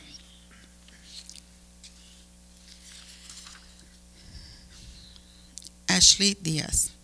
First off, I am really glad to know Council members Guadalupe Romo and Raul Ureña are part of our Council board. Their values represent Calexican values, and itself is a step in our city's progress. I want to echo the concerns that many community members have shared today. I am in fear and against the item number 4 on the agenda. Files show that the position of the 2.5 acres of land for $26,000 was done back on July 27. When was the community considered for this proposal? Rosie, where is the community accountability? July and August were the months when Calexico and the whole Imperial Valley were most affected by COVID, unemployment, and evictions. Instead of looking for solutions and aid for our community, land proposals was your priority. Shame on you, Rosie. This reinforces the fact that you are not a suitable leader for the city of Calexico. Calexico does not need further militarization, nor need the U.S. Army in our communities. We already experience enough policing and division with our current wall and border patrols. It will really disappoint me to think that the rest of the council will vote yes on item number 4, knowing the concerns of the community. Camilo, Romo, Moreno, and Ureña, we elected all of you as our leaders. Now please own up to your title and humanize your senses to the demands of your people. We do not need this land sale, even if this is for physical border or not, or if it's just to have the feds around. Instead, I urge you to focus your energy on the current oppressions that Calexico faces. We have all figured out any strategies for COVID prevention for our essential workers and unsheltered community members for second wave exactly. I also like to add my commentary. Okay. That is it for that one. City Council meeting on the approval of the resolution. I am a resident of Calexico, Bulldog class of 2005. I am opposed to item number 4 in today's City Council's agenda. By the City Manager's own analysis, both subject lands AP 058768004 and AP 058768010 are in fact necessary for the agency's use. Both pieces of land to be sold for less than $27,000 total to the federal government are currently used as buffer sites near sensitive governmental use for our established border wall dividing the U.S. and Mexico territories. By law, it appears neither land is a surplus, much less than exempt surplus land. As such, I urge to nullify in the signed agreement by Mayor Rosie.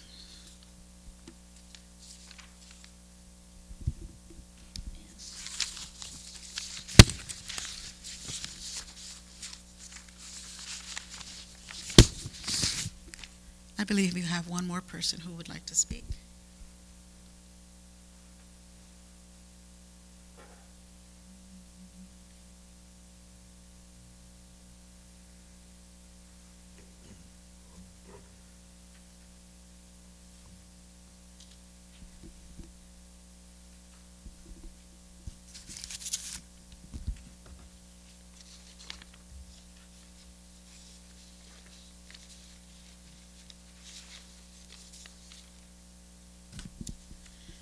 Carmina Ramirez.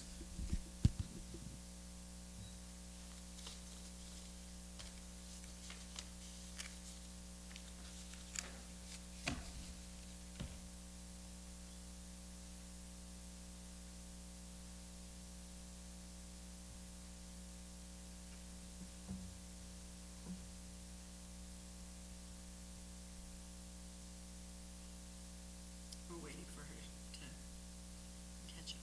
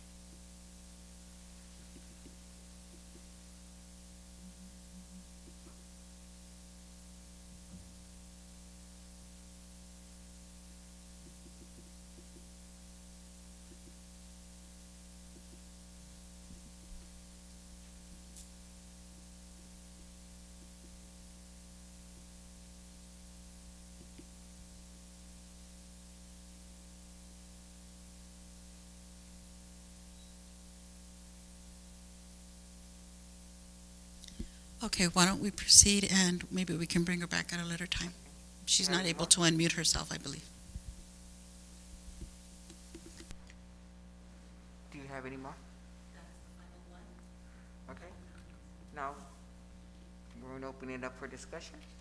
Okay. Mr. Pro. Thank you, Madam Mayor. I have 3 questions.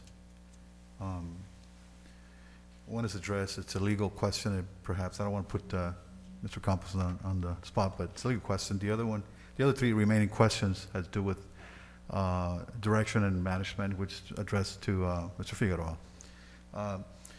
So it's my understanding that the U.S. Army Corps of Engineers is the entity responsible for any to do with appraisals, real estate dealings with the government. And in this case, the eminent domain, what's impending, right? And the sale of that, potential sale of that acres, okay. And I understand also they offer an appraisal, a fair appraisal, when they're gonna take an eminent domain as part of that, their ability to take land. So, Mr. Campos, it's our understanding this is not to this day, it's not a binding contract that we have here, correct? Correct. That would be our position. Right. And that's the reason why when we, city staff communicated with Army Corps of Engineers, said we would need to take it to the city council for approval. Okay, thank you. Mr. Figueroa, if you might, thank you.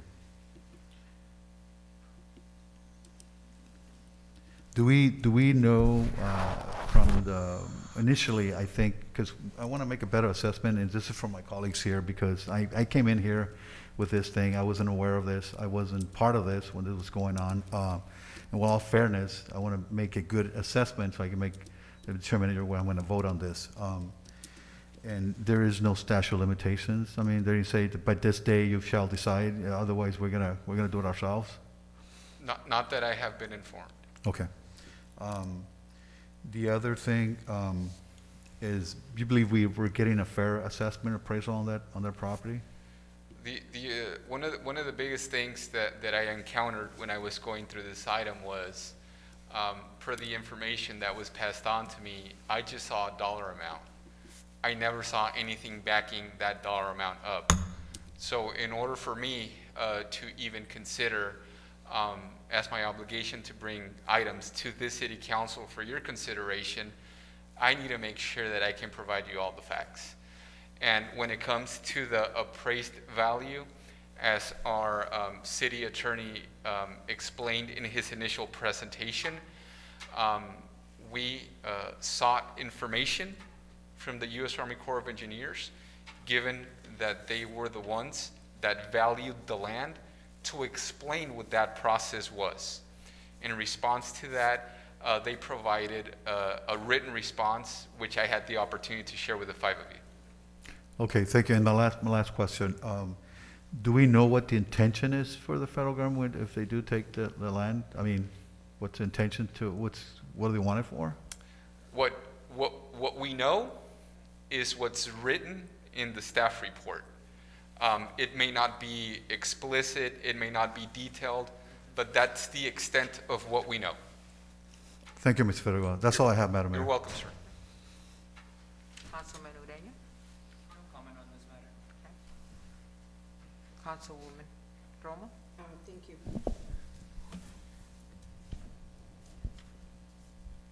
Mr. Campos, can you explain the new law for this matter, please, for the state law? The Surplus Lands Act, that's a new statute that requires anytime the city is disposing of property, unless it's exempt, we need to proceed down that process. And in short, it requires the city provided notice to any potential individuals or companies who to provide notice that the city is offering property, with the idea being that it will prioritize anybody who would build affordable housing on that property. So to the extent we got any submittals from affordable housing builder, we would first try to negotiate with them to agree to agreement to transfer to them in consideration for, obviously, a fair market value, but for affordable housing. Thank you. Thank you.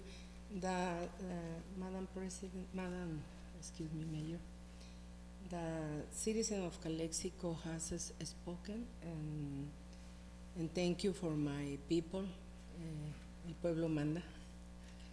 And Madam Mayor, I would like to know why the one mayor signed a document without having the authorization of the previous council. What happened? Excuse me, what was your question again? Okay, It is, I would like to know why the one mayor signed a document without having the authorization of the previous council. What happened in the past? I don't know, in July, no? Uh-huh. I Okay, don't understand Could I answer that, or? what is, Or would you like to what is the answer it, Miguel? problem?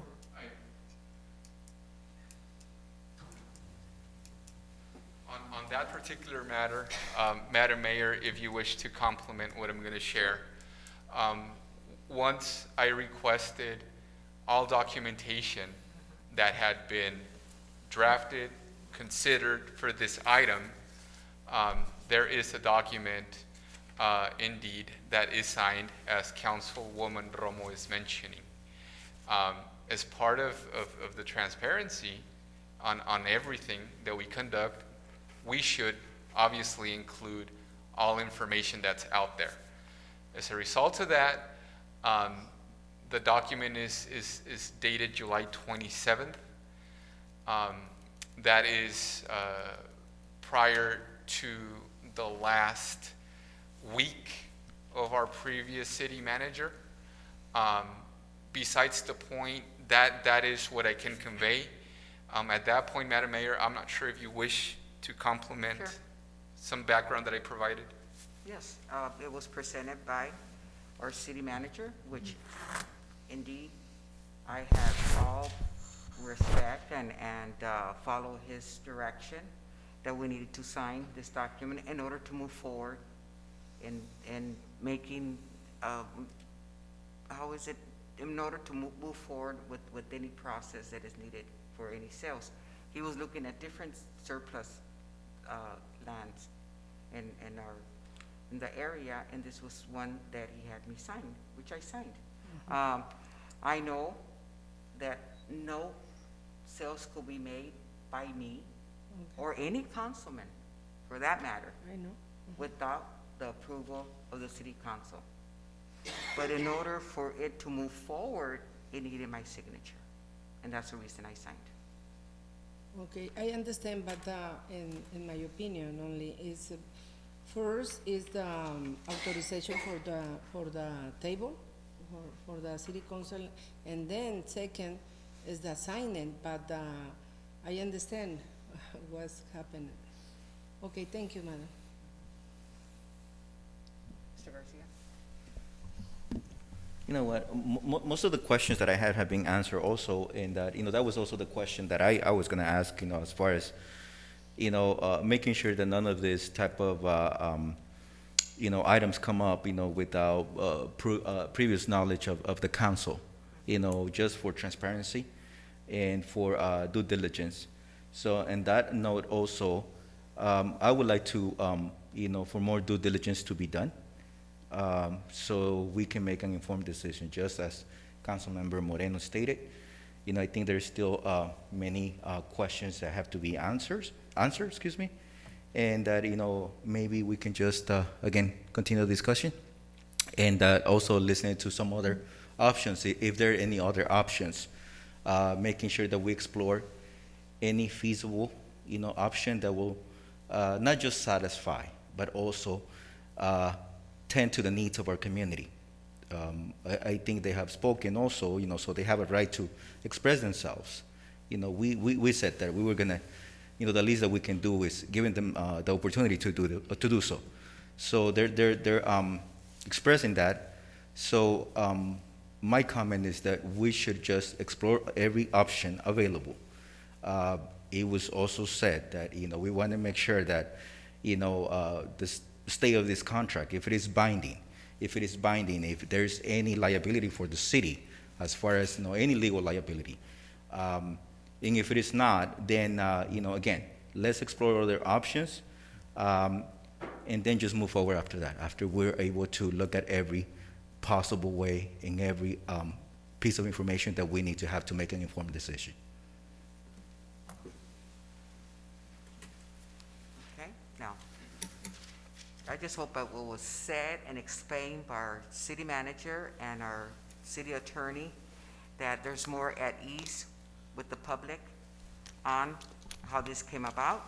And also, I want to make it very clear that nor city manager with, I'm sorry, let me go back. City mayors or any city council has any authority to sell or buy any property. I just want to make that clear. So not for once was I going to sell this property. I want to make it clear because this is what's being said out there. Thank you. Now, we're going to be leaving this for discussion.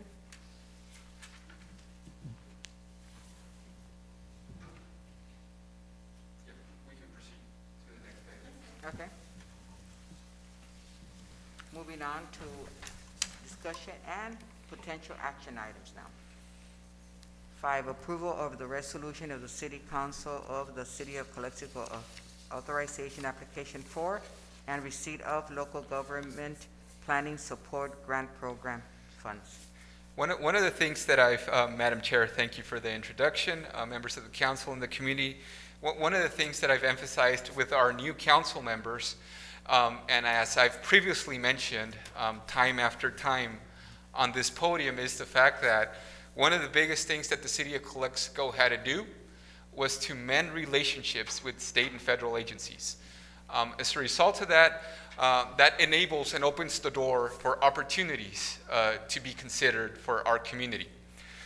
This precisely is one of them.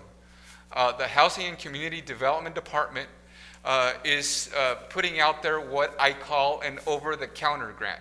What that means is a grant that already has a dollar amount set for every jurisdiction in the state of California. With that said, the LEAP grant pretty much focuses on making sure that all jurisdictions are, one, meeting their housing needs, also are making sure that they provide efficient practices when it comes to attracting housing developments. With that in mind, the purpose of what we wish to use this money for is to make sure that we meet our obligation with the Regional Housing Needs Assessment. This is something that the Southern California Association of Governments has put out there to make sure that every city in the state of California is doing the right actions to meet the demand for housing. With that said, if this resolution is approved by council today, we would be looking at submitting an application that precisely is going to allow us to make an investment to have more efficient practices in terms of how we attract housing opportunities, and at the same token, help us meet the state's requirement for the Regional Housing Needs Assessment. This is very similar to another program that I brought to your attention a few months back to this board, and that was the SB2 planning monies. These are opportunities to enhance our current services as it pertains to planning and development. If there are any questions, I'll be more than happy to address them. Okay, Mr. Our pro tem, because our pro tem mayor stepped off for a few minutes, so. That's fine. Mr. Ureña, do you have questions? Do you have comments? No questions. Mr. Figueroa had explained to me a little bit about what was going on with this project. I'm a very big proponent of affordable housing. I just want to take the time to thank Mr. Figueroa for putting this forward. A lot of cities sometimes are resistant to building more affordable housing because of some stigma against affordable housing projects or public housing. I'm glad that this item is here so we can counteract not only the stigma, but actually just get to work on building more housing. Mrs. Romo? Thank you. Good news. Mr. Figueroa, thank you. And are 150,000, no? That is correct, Madam Councilwoman, yes. Okay. Thank you again. Okay. You're welcome. Councilman Garcia? No comment. Pro tem mayor? Any I have no comment. questions or comments? No? Okay. Now, do I have a motion? I have a motion to approve number 5. Okay, do I have a second? I'll second that. Okay. Mayor Rola Fernandez, Aye. Mayor Pro Tem Moreno, Aye. Councilmember Urreña, Councilmember Romo, Councilmember Garcia. Aye. Motion passes unanimously. Moving on to item 6. Madam Mayor, we had Ms. Carmina Ramirez who wanted to speak and who wasn't able to speak over the loudspeaker. She sent an email with her comment. Is it possible for me to read it at this time? Yes. Yes. Good afternoon, City Council members and community. My name is Carmina Ramirez. My pronouns are she, her, hers. I am 44 years old. Most of those years I have been a resident of Imperial Valley. I am an educator that serves our students at Calexico Unified High School. My public comment on item number 4 is to express my opposition for the further building of the wall that separates our beloved countries of Mexico and United States. I oppose the building of more wall because it does not deter migration. I oppose the building of more wall because it is a symbol of hate. I oppose the building of more wall because it is built to harm and maim our brothers or our sisters, our familias, our niños, when they are fleeing poverty and violence. I oppose the building of more wall because it destroys the soil and habitat of our ancestors walked on. I oppose the building of more wall because migrating is a human right. I oppose the building of more wall because as a community we depend on each other to be alive. Our relationship is of state, of love, of family, of culture. When we build a higher wall, a wall covered in blades, it does not stand for who we are, but what racism wants us to be. As a city, let's have the courage to stand tall for our communities. Let us use our resources to heal our communities and invest in our projects that help those with the most needs. Let's be the city where no one sleeps outside in extreme temperatures. Let's be the city where no one goes to bed without a meal. Let's be the city that celebrates our essential workers. Let's be the city that creates a safe haven. Thank you. Thank you for the comment. Okay, moving on. Item number 6, Madam Mayor, relates to a lease agreement opportunity for city property. A couple of council meetings ago, I brought a similar item. That item specifically was for the lead contractor on the Calexico West Border Expansion Project, Hensel Phelps. What we're looking at here is the piece of land on West 2nd Street, passing the 2nd Street Bridge to your right, right next to the bluff of the New River. We have 3.5 acres owned by the city of Calexico. A year ago, I brought this item because SLS Construction was doing work pertaining to the border proximity on works by the federal government. They left town. Hensel Phelps, which has received the award to be the lead contractor for Calexico West Port of Entry, is right now taking up 2 acres of that piece of land. That was an action that the governing body approved.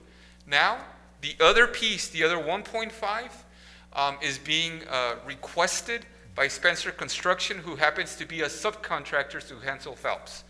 The activities that would be going on this piece of land is storage, some fabrication of material that they need for the project in itself. At the end of the day, this may not fully enrich our finances, but it certainly provides some discretionary money that can be used for future needs that the city may have. So as a result of that, what we're looking at right now is for this lease agreement that would run. It would run until the end of the fiscal year, which is June 30th, 2021. If there's any comments or questions, I'll be happy to address them. I have a comment. Yes, sir. Figueroa. Thank you. How much, yes, what's the acreage? The size of 1.5, sir. 1.5? Yes, Okay, thank you. you're welcome. The fiscal impact, to be more precise, between both lease agreements is $2,500 a month. That's great. Mr. Eleni? No comments or questions. Thank you. Mrs. Romo? Only I hope that I hope the money is We'll make sure on our end, as city administration, through my finance director, that we leave those decisions to this body. Okay, thank you. Thank you. Mr. Garcia? No comment, Madam Mayor. Okay, no, I have no comments on that. Okay, so do I have a motion to approve this item? I have a motion to approve number 6, Madam Mayor. Do I have a second? Mayor Arreola Fernandez. Aye. Mayor Pro Tem Moreno. Aye. Councilmember Ureña. Councilmember Romo. Councilmember Garcia. Aye. Motion passes unanimously. Moving on to item 7, establishment of an ad hoc COVID-19 committee. This item was placed on the agenda by Mr. Ureña, Councilman Ureña, and Councilwoman Romo. I have 2 comments. You want me to go first? I have 2 comments, ma'am, For this, for item number 7. yes, okay. Yes. First comment is from Daniela Flores. Dear council members, we are residents of Calexico expressing our absolute support of the recommendation to establish an ad hoc COVID-19 committee. As stated in the recommendation, the committee should be diverse and inclusive of various community members, residents, stakeholders, and public safety officials. As we sit here for this meeting, 5,811 residents of Calexico have been infected with COVID-19. 129 lives have been lost to this pandemic. We are the city with the highest number of infections in the county, nearly 1,000. While there have been some resources and relief for Imperial Valley, so many of the resources don't make it to our families in Calexico. For instance, the first 2 rounds of IV relief for businesses only went to a handful of businesses, with the majority going to other cities. The free COVID-19 testing site used to be in our city, but then it was moved to out to Brawley. So many community members without access to transportation, this resource became burdensome to access for so many.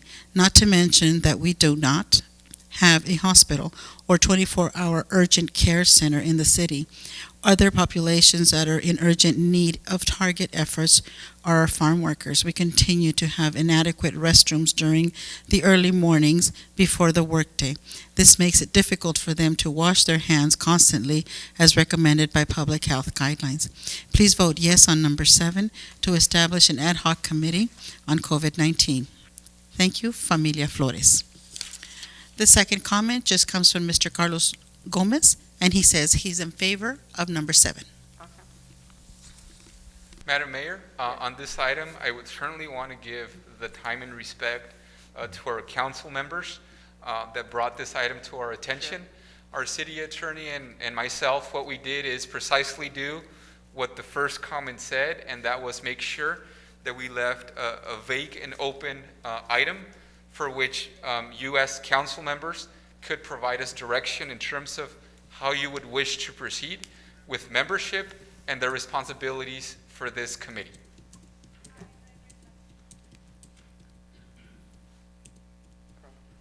I would ask my fellow colleagues if they have any idea or proposal, how we're going to go about this.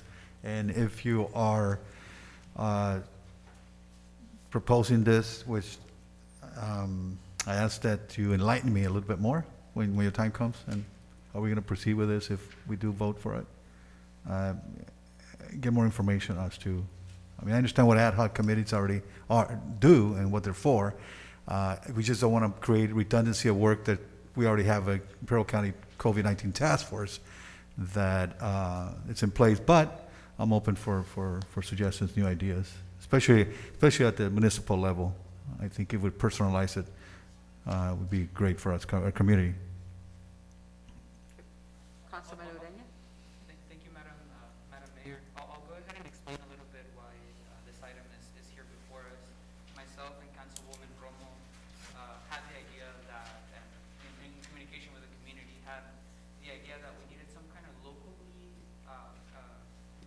municipal task force or committee in order to identify some, to identify essentially COVID hotspots in the city and why they come. This is definitely connected to regional efforts. It's connected to the binational meeting that we have called with Mexicali. Cali. I want to announce, Ms. Roma actually gave me this news before the meeting, that the city of El Centro has agendized Yeah. this item. So not only now is it only in Calexico, now it's first in Calexico, then in El Centro. I'm very happy to see now a regional, localized effort building up around COVID. I realize it's late, but I'm glad it's happening.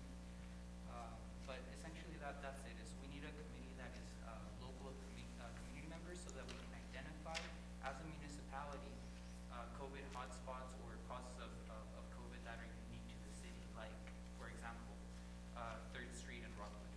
You know, need I say more? The details that we should be discussing around this COVID committee, I feel, are how is this ad hoc committee going to join efforts with Heffernan Memorial Healthcare District? How big is this committee going to be? And how many political representatives, whether it's from Calexico City Council or from Heffernan, are going to be a part of this committee?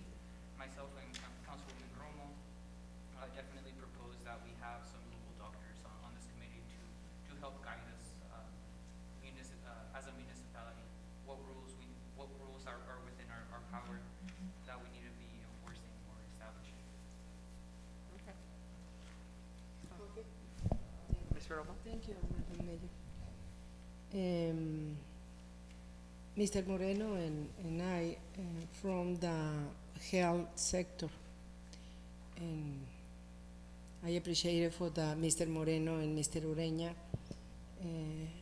working together for this commission, but it's very, very urgent and important to have our own committed with the specialists in medicine. It's very important. We also, the financial funds that must be transparent when using the money. Is my idea. The most important is the transparency for the bonus or grants. Mr. Figueroa, Calexico have money in this project for COVID or no? Absolutely. So the same way that there was an allocation for the County of Imperial, there was an allocation that was given to every city in the valley. Okay. The city of Calexico, in particular, when it comes to PPE, we have expended a significant amount of resources. One, to make sure that our public safety departments, who are the front line that pretty much combat COVID on a daily basis in our city, are not only sufficiently provided the resources that they need to do their job and stay protected. There is right now another item coming up in our agenda, for which I'm going to be asking our police chief to come up and provide specific information that I'm going to request from him when that item comes up. We've also expanded some of those resources to our business community, specifically in the amount of $150,000 to support our business community.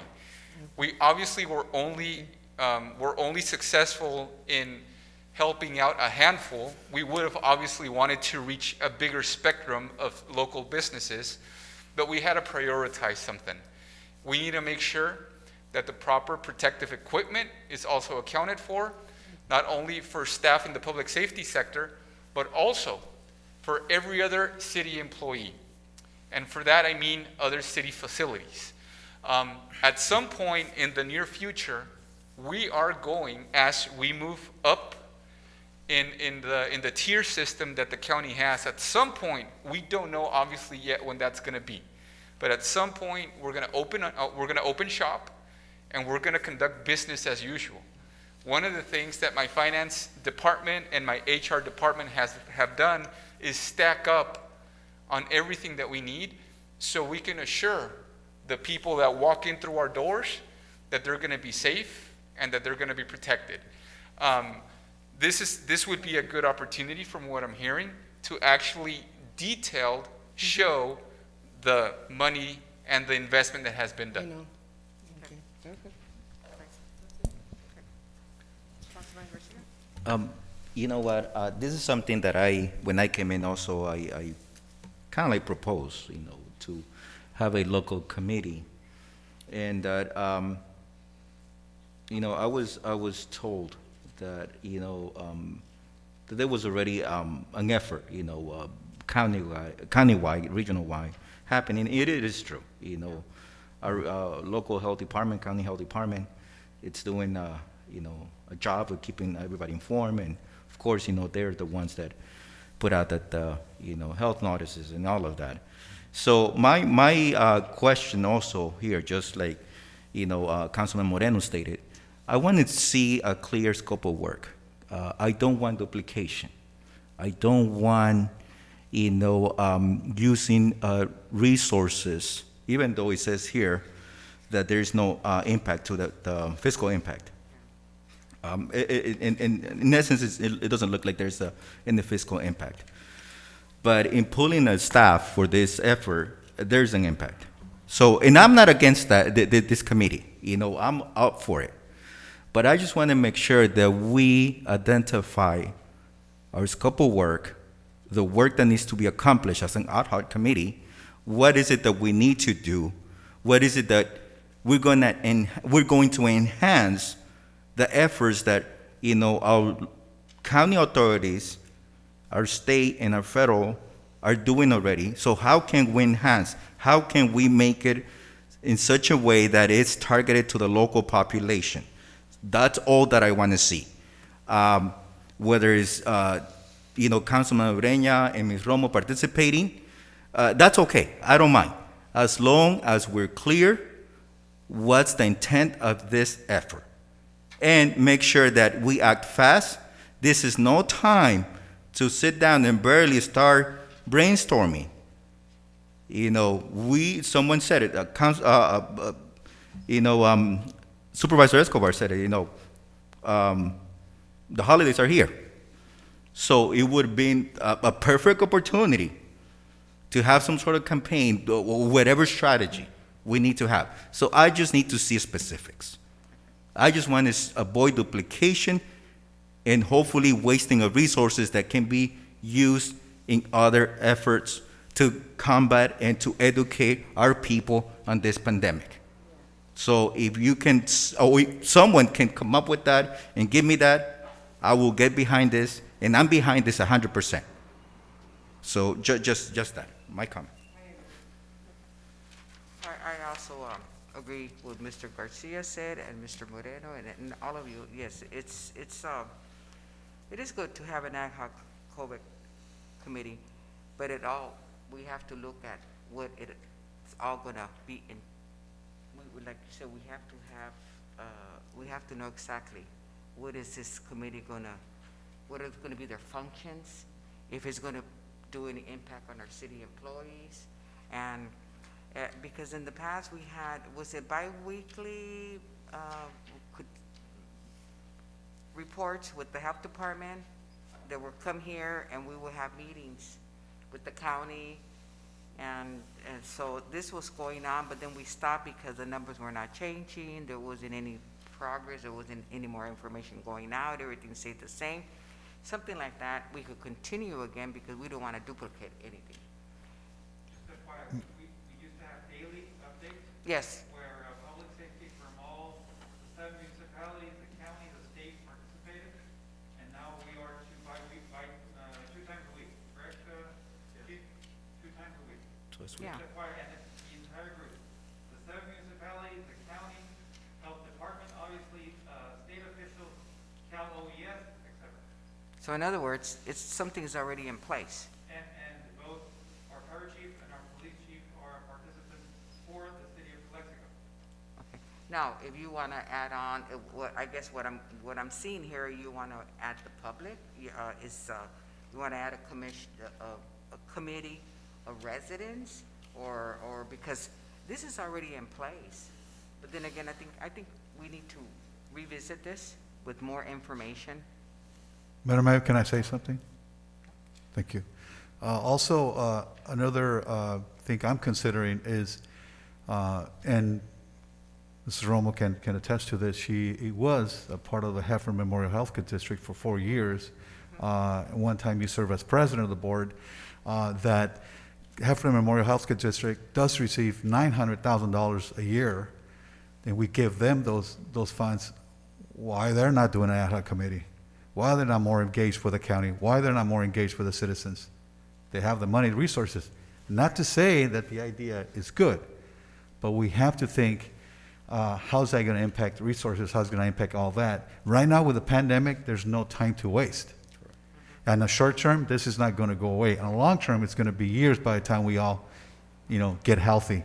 In the meantime, we're kicking the can down the road. And where is Heffernan? Because he did mention that Heffernan is going to be involved. That's good. They're going to be involved. It's about time they get involved because they do get a lot of resources. And that resources right now, I wish we would keep them here in the city and we take care of that money. But I don't know what's happening on their side. But obviously, Mrs. Romo is an expert in that. She would speak by experience because she was there for 4 years. Like I said, they do receive those funds. Thank you. So, this, Madam Mayor? Yes, if I may, yes, I mean, the point of, that Mr. Garcia makes about defining, the scope of this committee is very much key, to preventing the duplication of a lot of these efforts, and I would suggest the following to go ahead and address that concern. This ad hoc committee needs to be hyper-local, needs to be, the scope of this committee needs to be the municipality, right? The hyper-local movement of people, and that includes things like La Garita Peatonal, which is why this committee has, and I'll tell you a little bit of what I've been doing before the campaign. Right after I finished university, I came back home. I was seeing and definitely grappling with how bad this pandemic was at home, and Mr. Escobar can tell you, I was going constantly to county board of supervisors meetings precisely because I felt that the county officials were not moving quick enough. I want there to be a committee that is under our control so that if necessary, which we are already doing with Mr. Figueroa, and I'll ask the question right now. If needed, if we need additional reinforcement from the office of the governor, that we have an independent committee. If the residents say, you need to go get some resources from the governor so that you can enforce the stay-at-home order, we don't have to go through the county. We don't have to beg and plead. We can just go directly and do what we have to do, and likewise coordinate efforts with Heffernan and everybody involved. It's about having something that is citizen-led, that is aware of hyper-local economies and hyper-local movements that drive infections and just how the community is at a very local level. This is more than anything about the autonomy of Calexico, its citizens, and making sure that we have a place where we can have direct input from the community as far as COVID. Does that explain your question, the scope? To an extent, Mr. Ureña, but again, I want to see an immediate impact. This is not something that, and I understand, your point of view from gathering data, not just gathering data, excuse me, but, studying all these issues, and that's all perfect. But again, this is the time for not starting the issue. This is the time for immediate action. I concur with, Councilman Moreno that, we have an entity, and again, I'm not going to get into that. They're an autonomous entity also that has funding, and maybe it's worth, exploring that option, because if we need to, I understand there's some other entities also that have plenty of PPE for specific target populations. Maybe it's that also, distributing that. Maybe it's educating. Maybe it's a campaign that is local. But let's just be careful. I want to warn, all of us here. Yes, we want the autonomy, but also let's not forget that we're part of, a bigger region. So that's just something that I want to make sure that it stays clear, that even though we want autonomy, and maybe that's a good take on this thing, but let's remember that, collaboration and cooperation is key. Okay, so we don't want to make sure that by us taking certain approaches, we're going to put ourselves in a position where later on might create some issues. Okay, so, but I'm up for it. I concur with you. This is a need. But again, let's just be clear, and let's be clear with our strategy that it's going to be effective, and it's going to be effective as soon as 2 days ago. I want to ask a question to the council. So Christmas is 9 days away from us. What are we going to do? And that's perhaps part of this also, the discussion. What's the strategy? What is it that we want to do? Or no, that we can do also based on, what's out there, and based on what is legal, based on what the health orders or health orders as it stand right now, that we can do as a municipality with our resources. So all of that, I think that's part of our education. And that's part of the education that needs to happen here. It starts here and goes out to the public. Because, again, it's not about, like I said, almost a week ago, it's not about putting this on the local authority and our police officers or anybody else, right? It's on us, and make sure that we understand this, right? And us also as elected officials, that we can put this out there and we can show and lead by example, okay? So, and I'm not questioning that, that hasn't happened. But again, I would like to see something immediate, of immediate impact, and immediate, something that we can do now. And everything else, I think, can happen. All the collection. I love data. I concur with you. This is something that we can go back and study and prepare ourselves for future emergencies. But, action has to happen now. That's all my comment on that. Just to clarify your comments so I understand what you're saying. Are you saying a committee is too slow or not immediate enough? No. I'm not even saying. I'm just trying to give you my take on this, because the committee is not even established already, right? We're still even looking at council, maybe you and Councilwoman Romo, medical professionals. We have to go out and reach out to them, who's available, the staff, so all of that. So you probably have it already in mind. So if you have it, well, that's great. We are ready to step ahead. But again, I support this, but let's just make sure that it has an immediate impact and that it's ready to go. So that's my concern. With that motive, can I ask Mr. Figueroa a question? How's that? Can I ask Mr. Figueroa a question? Can you give us an update with what's going on with the Office of Emergency Services, the governor's office, with additional resources on curfew?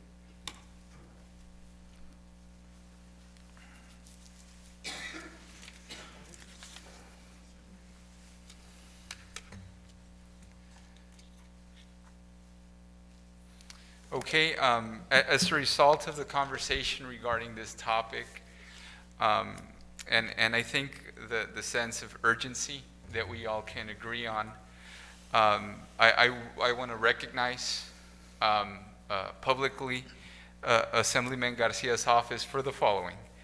I reached out to them with a particular question related to any support that's out there from the governor's office related to providing additional support at the local level.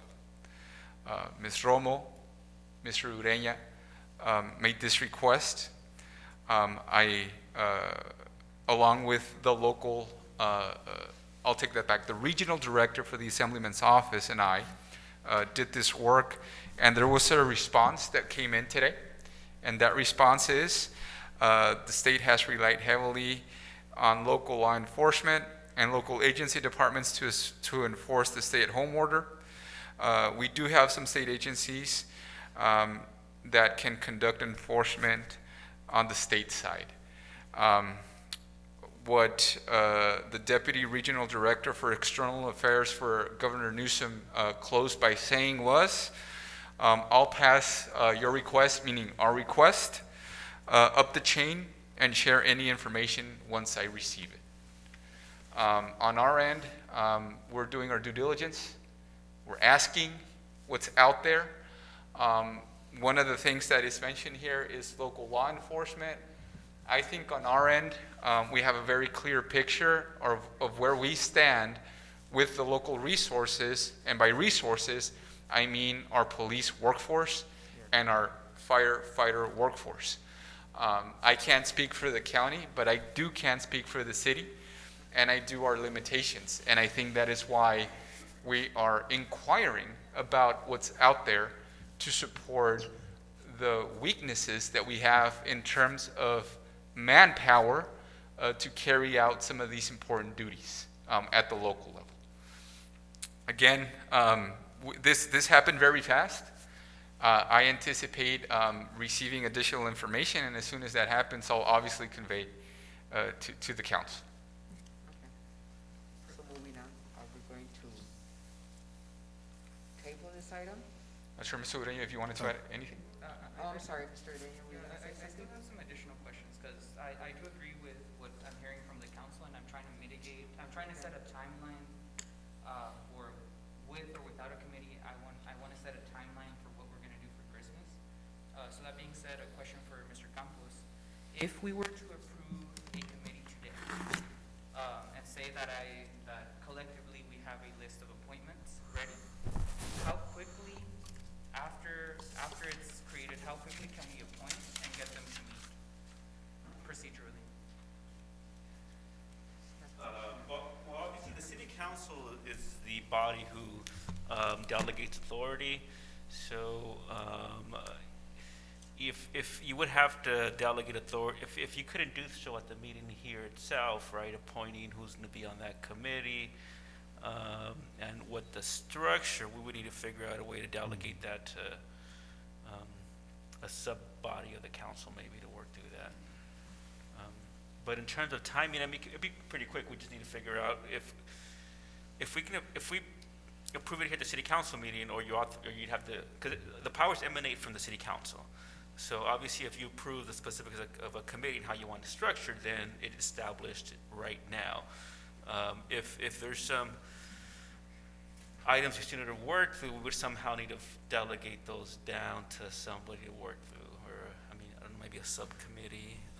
So, Or- if or- I can or just broad- interject, excuse me, Madam Mayor. So here says that, community members, residents, stakeholders, and public safety officials, right? So in order to move on, what I'm hearing is that we can establish that, ad hoc committee that will serve this purpose. So what if I propose, is this not a motion? If we put, Mr. Ureña and Ms. Romo, heading this committee, right? So that will also keep us away from the Brown Act violation. We have 2 council members. And, then they can also reach out to the rest of the committee, inform the committee.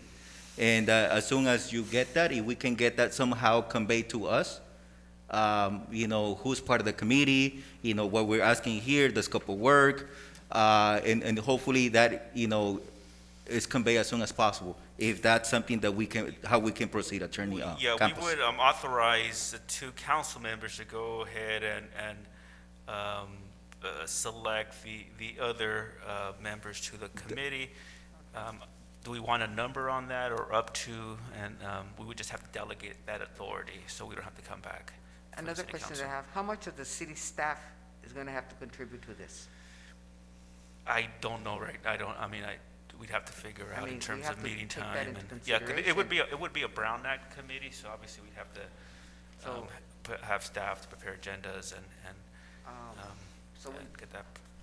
we're gonna have to include staff? If city the staff?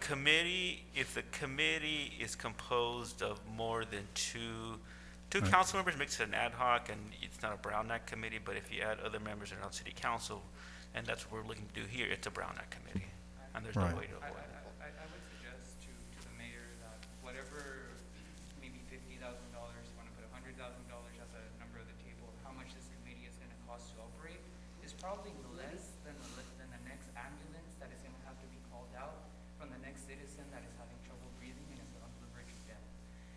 We need this committee. Whatever, I mean, it's going to be a minimal $1,000 amount on Uh, gonna have to pay. Typically, Go ahead, finish no, up. but, go ahead, make your comment, and I'll make my question in a moment. So, Madam Mayor, so are you also asking for a budget for this committee? Or just quantifying the staff's time? If that's what I just want to make that. Only staff time. This committee is gonna have no fiscal impact other than the staff time to operate it. The point I am making is, it can't be more than $50,000. Whatever staff time that we need to operate this committee is gonna cost way, way, way less than all the deaths that we're gonna prevent and the infections that we're going to prevent. Ni se compara. That should not even be a question. But the question was raised and the question was answered. The question I want to ask to Mr. Figueroa is, thank you, Mr. Campos, for clarifying that question. Mr. Figueroa, how can we meet with Mexicali? Can we meet with Mexicali at least a week before Christmas? I can commit to reaching out and seeing who from the Mexicali government can be available. That's what I can, we can place the call and ask that question. Okay, sounds good. And the reason I bring up Mexicali is, at the beginning of the pandemic, La Frontera Norte had very different responses on the Mexican side. The only state in the Mexican Republic to close its borders to American tourism and American sex tourism that drives infections on the Mexican side and continued to do so during the pandemic was the state of Sonora. They installed a filter on their side to make sure that Americans were not going that way for travel or leisure, and it worked very well for them. And the reason it was done, the state of Sonora, it was actually not even the formal state government, it was the citizens that barricaded the Frontera Sonorense so that Americans would stop going there, and then eventually the government made it formal. We need the government of Mexicali to know that that is the approach that we need. Unfortunately, we live in an economic situation where we depend so much off of Mexicali's cheap goods, and secondly, because of lax enforcement on that side, we go there to party and we're protected because we have sufficient dollars to bribe cops.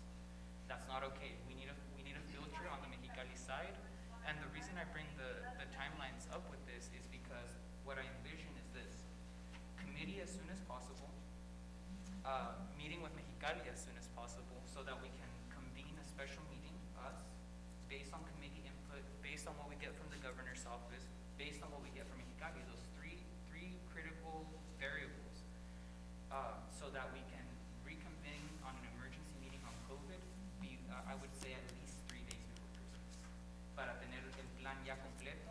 ¿Qué vamos a hacer con la salidota? It's got, whatever line we have on Thanksgiving, which on the west side was all the way up to Dogwood Road and up Dogwood Road, all the way up to 111, all sides of Calexico. It's going to be double on Christmas and just as bad on New Year, and we need to get ahead of that. Do I have the agreement of the council with that goal, timeline goal? Madam Mayor? Yes. Oh, Go ahead. At this point right now, I think the voice of all the members of our group may contribute, right? I think based on what we're trying to accomplish here, I received our police chief, Gonzalo Gerardo, would just like to add something to the conversation.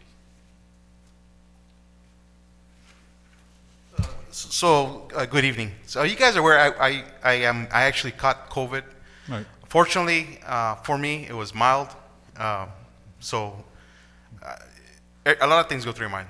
So going to this ad hoc committee, I think it's a great idea on the local level. If we can come together with plans, community outreach, how to educate our people.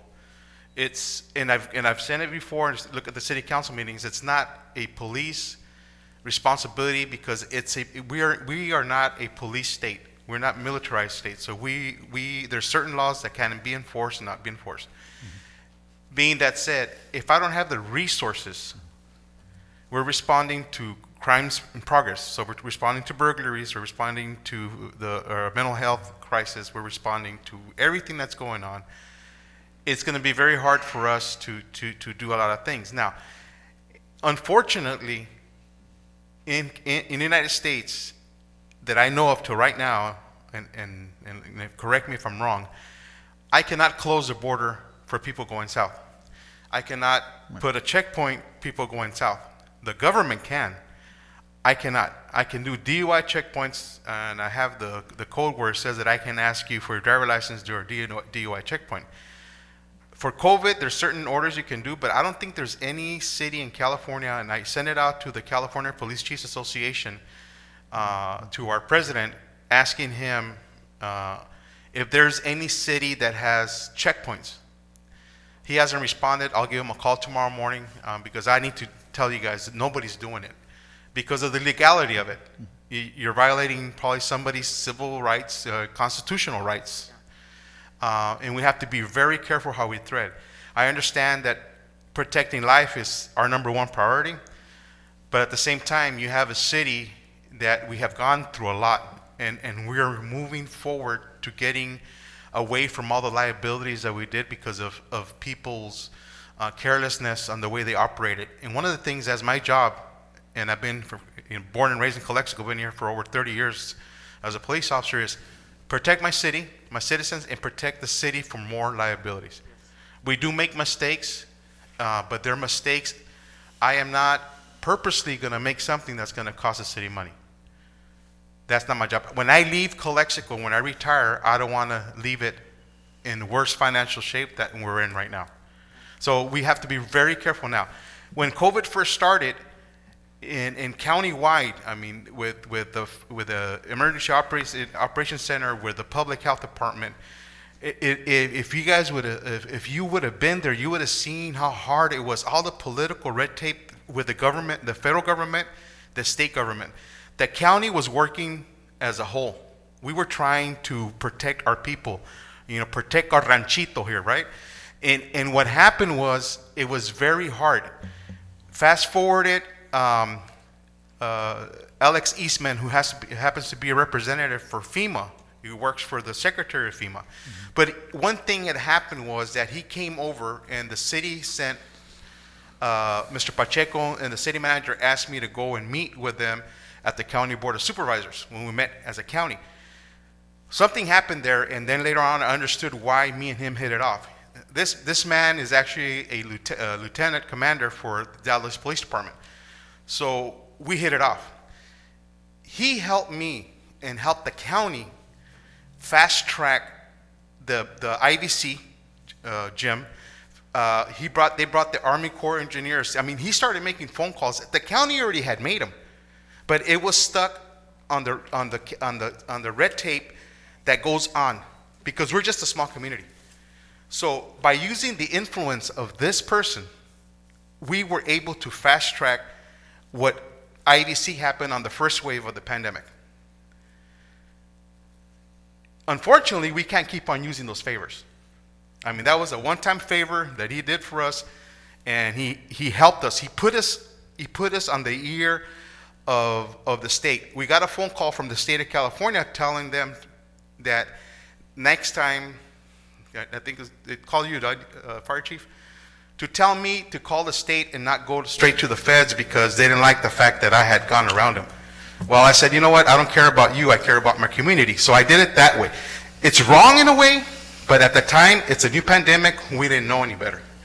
We were trying to get help. Me and Diego, we would sit there for hours thinking, what can we do to bring this better? So if you're going to do an ad hoc committee, going back to that, just be very careful on how we do it, who you get, and how much staff, resources, and time it's going to take. I'm already stretched out. Fire department stretched out because they're running all the ambulance calls. We are shorthanded. We were shorthanded before the pandemic, and we're shorthanded now. So just we need to be careful. It's a good ad hoc committee. Let's go for it, but let's not try to make things a little bit more hard for us to do our jobs as a city. And that's all I got to say.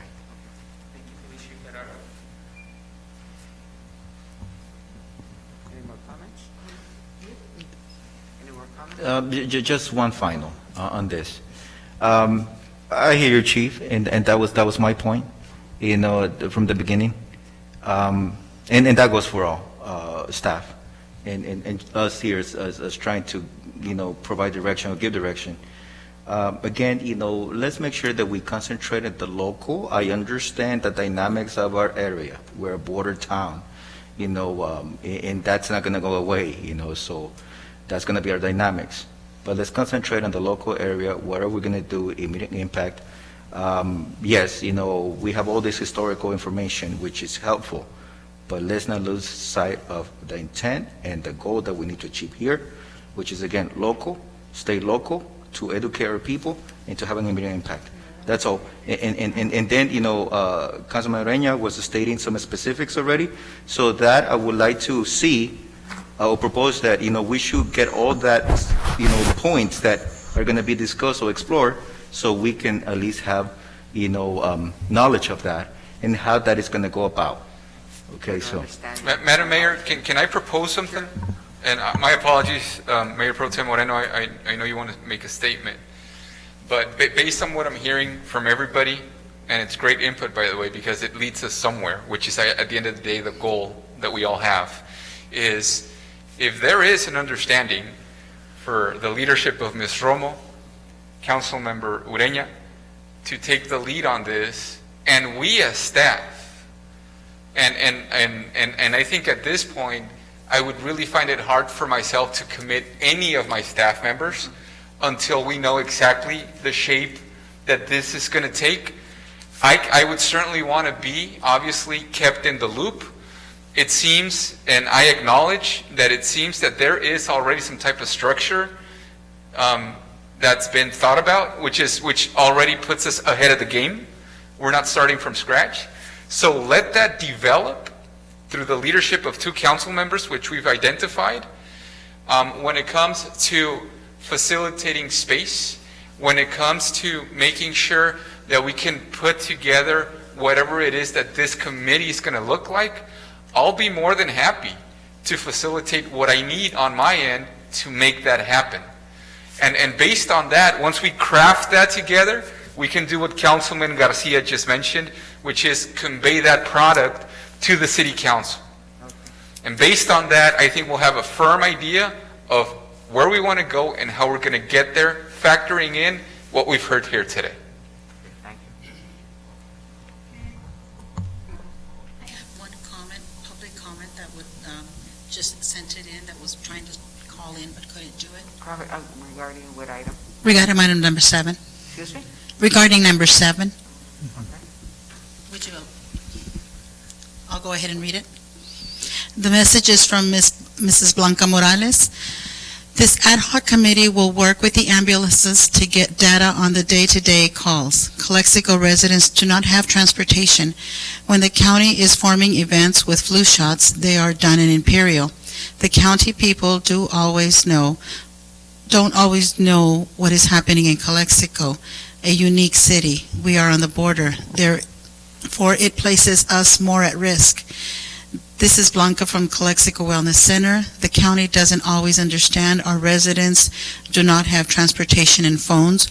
We have to get together as one. We understand our community.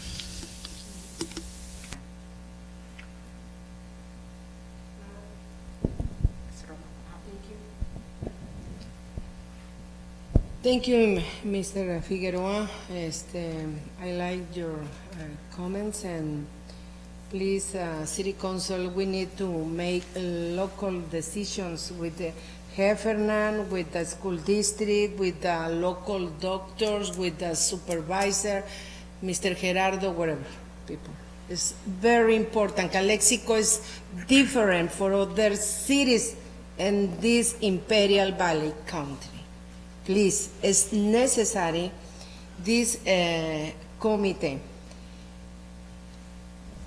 Le voy a decir en español. Hace unos días hubo una alarma aquí y sonó en todas partes. Yo estaba en el correo y de repente pues todos nos asustamos. Sonaron las alarmas como 4 o 5 teléfonos, era increíble eso. Yo miré la gente cómo se asustó. Yo también, pero ¿sabe qué? Y estoy de acuerdo con Escobar. Pasó algo muy interesante que dijeron, ¿Qué dice? No entendemos. ¿Qué dice? ¿Qué es esto? ¿Qué dice? La gente no entendía. La alarma se mandó en inglés. Escobar acaba de decir, muchos de los documentos están escritos en inglés.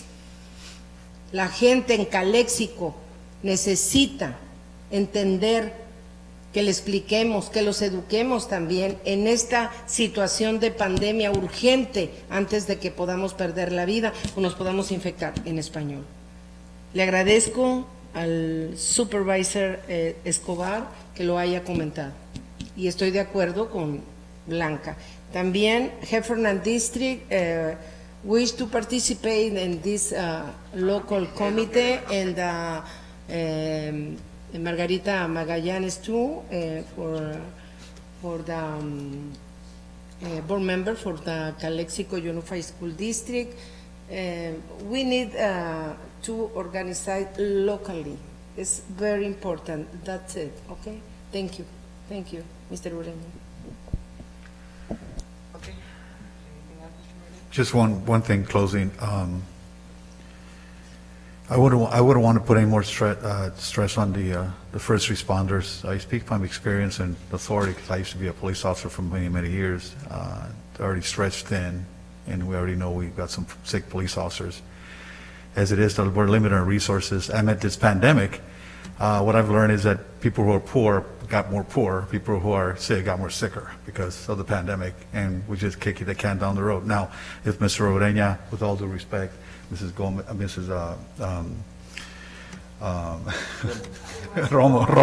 Romo is very passionate about this. What I would suggest, in the meantime, because I also concur with Councilman Garcia, that I need more information, more data before make especially in fiscal matters, which is we're all lacking that. And if the governor feels that there's an urgency, why is he not coming down here if there's an urgency? They don't see him blocking the roads, doing checkpoints. Why? For a reason, because there's legal ramifications for that. There's people's rights and all that. But aside from that, I would recommend, if they're passionate about this, go to Heffernan, go and start a ad hoc committee over there. They'll give you the resources. They'll give you the money. Hey, they got $6 million in the bank.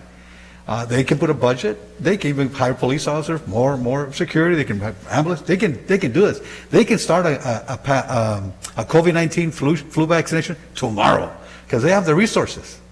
We don't. That's a very good recommendation, Mr. So if you're passionate in the meantime, while we get this done, have at it. Go start your ad hoc. Come back and report to us. I think that's something that you should do. So, what would be our, Madam President, I would like to make a motion to approve item number 7 as a committee of up to 7 people, and to place myself and Ms. Romo. that was what we said. I'm making a motion, Madam Mayor. Do we have a second? Second. Mr. Pro Tem Mayor? No. Mr. Garcia? Yes, but with the caveat that I want to get a scope of work as soon as possible, okay? And to limit the resources, the staff resources from the city. Because I do understand this is a very, very serious issue that we have in our hands. But let's not put more strain on our resources. So let's just be creative in finding additional resources on the outside. I think Mr. Moreno said it very locally, Heffernan Memorial District. Maybe that's our starting point. But what I also want to say that any type of cross-border type of relationship, that it comes back to the council. Just to make sure that we're informed of that. And with that, I will vote yes. I think that we would need additional, because what you said was added to what the motion was. That was just my comment. I can amend my motion, Madam Mayor. So, it's yes or no? It's yes, with that caveat, with that amendment. Could we, Gabby? Mayor Arreola Fernandez?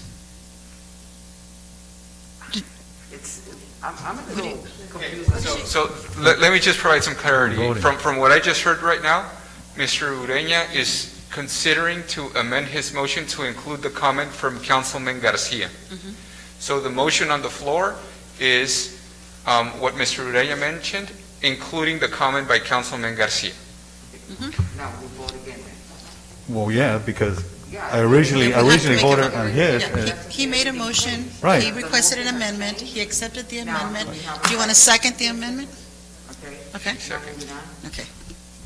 Yes, with the, You're voting yes on the current motion that includes the amendment. yes. Then close it. Okay. Gabby, for clarity, do you have the comments? Mayor Arreola Fernandez? Mayor Pro Tem Moreno? Yes. Councilmember Ureña? Councilmember Romo?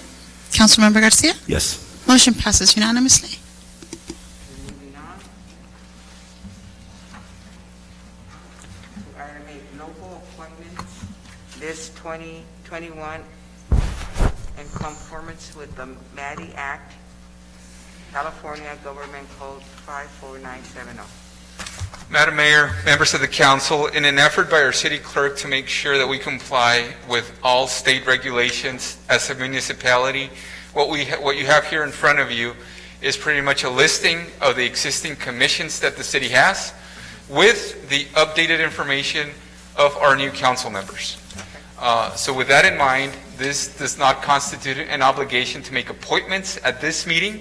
It only will make us be to date in terms of what the state of California requires from us. That's the extent of the request that's being made today. Any discussion? No? Just requires that you acknowledge receipt. I move to approve item number 8. You have a second? Yeah, I'll second that, Madam Mayor. Mayor Arreola Fernandez? Aye. Mayor Pro Tem Moreno? Aye. Councilmember Ureña? Councilmember Romo? Councilmember Garcia? Aye. Motion passes unanimously. Okay, moving on to item 9, authorization of city manager to sign memorandum understanding between City of Calexico and Imperial County Sheriff's Office. Thank you, Madam Mayor, members of the council, members of the community. I just want to put some perspective for the dialogue on this item. I want to say, like I stressed in my previous participation in the previous item, our frontline staff members have gone above and beyond, leaving aside any limitations that we may have to provide the best service that they can. We, for a significant amount of time during COVID, maintained almost the 100% of staffing levels at both the fire department and the police department. As we know, with COVID, sometimes things are just out of our reach.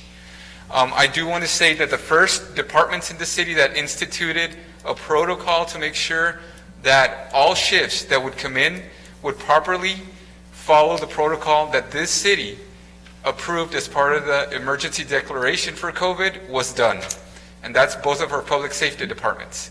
With that said, we faced the unfortunate circumstance of COVID hitting our police department. It took many, many months after the month of March for this to happen, but it happened. And we just had to approach it, find solutions to make sure that we could properly provide the police service to our community. With that in mind, our police chief reached out through the proper channels at the local level to seek support from local agencies. As such, I do want to publicly commend the Imperial County Sheriff's Office and also the El Centro Police Department for the assistance they provided the city of Calexico when it comes to public safety. I personally reached out to Mr. Rejodes and Ms. Piedra to thank them for the support. On top of that, now we face a situation in which in order for us to be reimbursed on the payment that we're going to be making for these services, we need to make sure that we have a document in front of us, a binding document, where we can request such reimbursement from the federal government. At this point, I would briefly request that Police Chief Gonzalo Gerardo please come up and provide a brief detail on not only our staffing level, but what we encountered in recent weeks.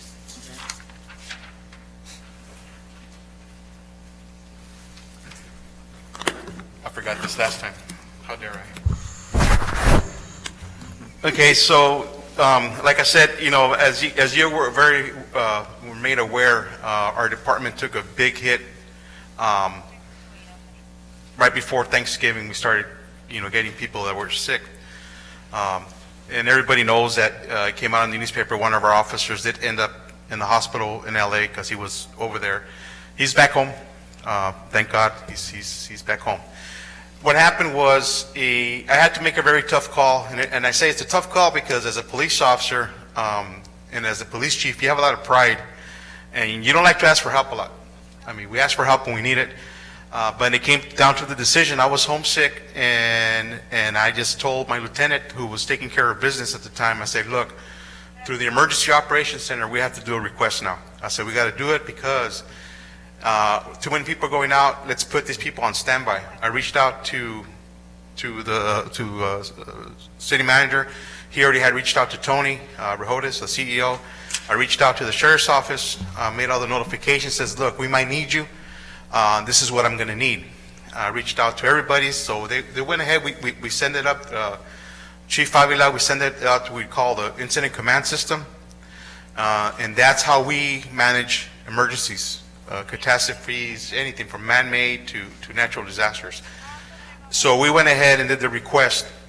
Well, we did the request. We knew there was going to be a cost that was going to come and associated with that. But the good thing about it is that we might get some of that money back. By having this MOU, it's something that we need, or else we might not get that money back. And it's something that triggered something today, because the El Centro chief, police chief Johnson, told me that now his city council and the city manager want to know how come we don't have a regional one. Too many chiefs have come and gone. We thought we had an MOU, and we didn't. So out of this, I'm pretty sure we're going to come out with a county one that we don't have to keep on bringing to you folks, or their folks, to other city council members every time something happens. Being that said, the status of my department is by next week, the sheriff's office and the El Centro Police Department are here Wednesday, which is today, Thursday, and Friday.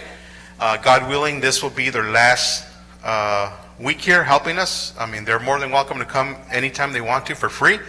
I'm not going to pay them, but they'll be gone. I have already 4 people that are out of the total 8 that we were out, including me. 4 officers have been cleared. So we will be able to man that team. It might be minimum staffing, but we're back.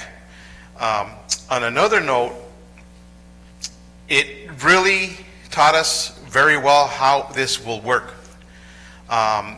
And we are now countywide, because of what this happened. It's going to give us prepared. The fire department is used to doing this all the time. They go to mutual fire calls up and down the state during the wildfires.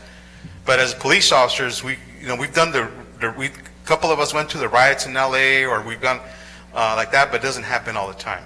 So I don't know if you have any questions. Like I said, my staff is, thank God, is coming back. We're ready to go, keep on going. And I just have any questions for me regarding this MOU? No, just real quick comment. I value your leadership. Thank you for stepping up and thinking outside the box. And I wish you well in your quick recovery. Obviously here, and congratulations. And hopefully we get moving forward with your force there. Thank you. Like I said, and I wanted to come back, but I had to get the negative COVID test in order to come back. So, all right. Thank you very much. Okay. Do I have a motion? And excuse me, if I can just add something not related to specific that this MOU, but also I would like to suggest if maybe we can work in MOUs, not just for PD collaboration or firefighters, but maybe something else, some other services. So we can work on that. I know that it's something that, thinking about regional, and you never know when the need is there. But if we can have them in place so we don't have to be revisiting this, and, the city manager can go ahead and act, accordingly and as fast as possible. So let's take care of that bureaucracy and get it done as soon as possible. So one of the things is, though, is that even if there was no MOU in place, you would get the help. But it's good to have Yes. that MOU so we can get reimbursed when it's a natural Correct. disaster or something like this. But, I mean, we have this mutual aid verbal agreement as it is, that we will respond if we need to another agency that needs help at a moment's notice. And that's with public safety, we have that understanding. And- So we do have it. Oh, by the way, I forgot to thank the Imperial County Narcotics Task Force and the district attorney's investigators who have been coming out in the evenings to assist with the patrol officers that we were a little bit short-staffed, and they're responding. They're fully sworn, they're police officers, but they're responding to assist us with alarm calls and everything else.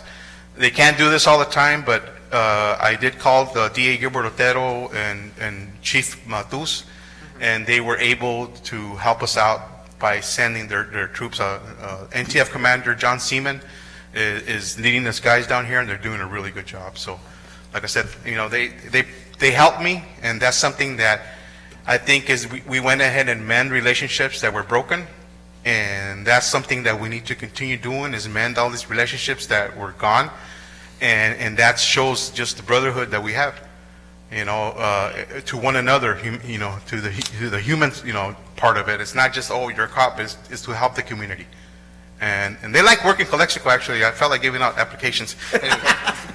Thank you. Thank you, Chief. Okay, moving on. Do I have a motion? I will make a motion to approve item number. Do I have a second? Mayor Rola Fernandez, Aye. Mayor Bertent Moreno, Aye. Councilmember Ureña, Councilmember Romo, Councilmember Garcia. Aye. Motion passes unanimously.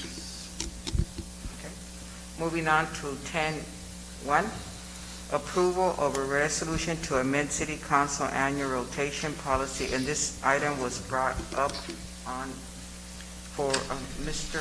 Ureña and Mrs. Romo. Madam Mayor, at this point, like item number 7, I'll defer to our council members that wish to bring this item for further discussion. I have public comments, Madam Mayor. Yes. Would you like to hear them first or after? You could comment first? Mr. Ureña, your voice is not listened, okay? You will- A little louder. Hello? There you go. First comment. Good evening, Honorable Mayor, City Council, City Manager. Bill Hodge, 1268 Meadow Drive, Calexico. I am writing to give my public comment on item 10. I implore the City Council to seriously reconsider and not change the ordinance on the reorganization of the mayorship with the possible ousting of current Mayor Rosie Fernandez. In my opinion, why fix it? Why fix something if it's not broken, and allow Mayor Fernandez to finish her term as city mayor? This political move will definitely cause division and bitterness among the newly formed city council. To start this way will surely plant the seeds of doubt regarding the city council and possibly will bring low morale within the confines of City Hall. Leave things alone as they are. Sudden and drastic change will bring a shock to any system. Let Mayor Rosie Fernandez serve her rightful term as mayor. I am not the most qualified Christian, but I believe that the city council should show compassion and acceptance rather than callousness and disregard for Rosie Fernandez as mayor. Why? Because Rosie Fernandez is an example of redemption.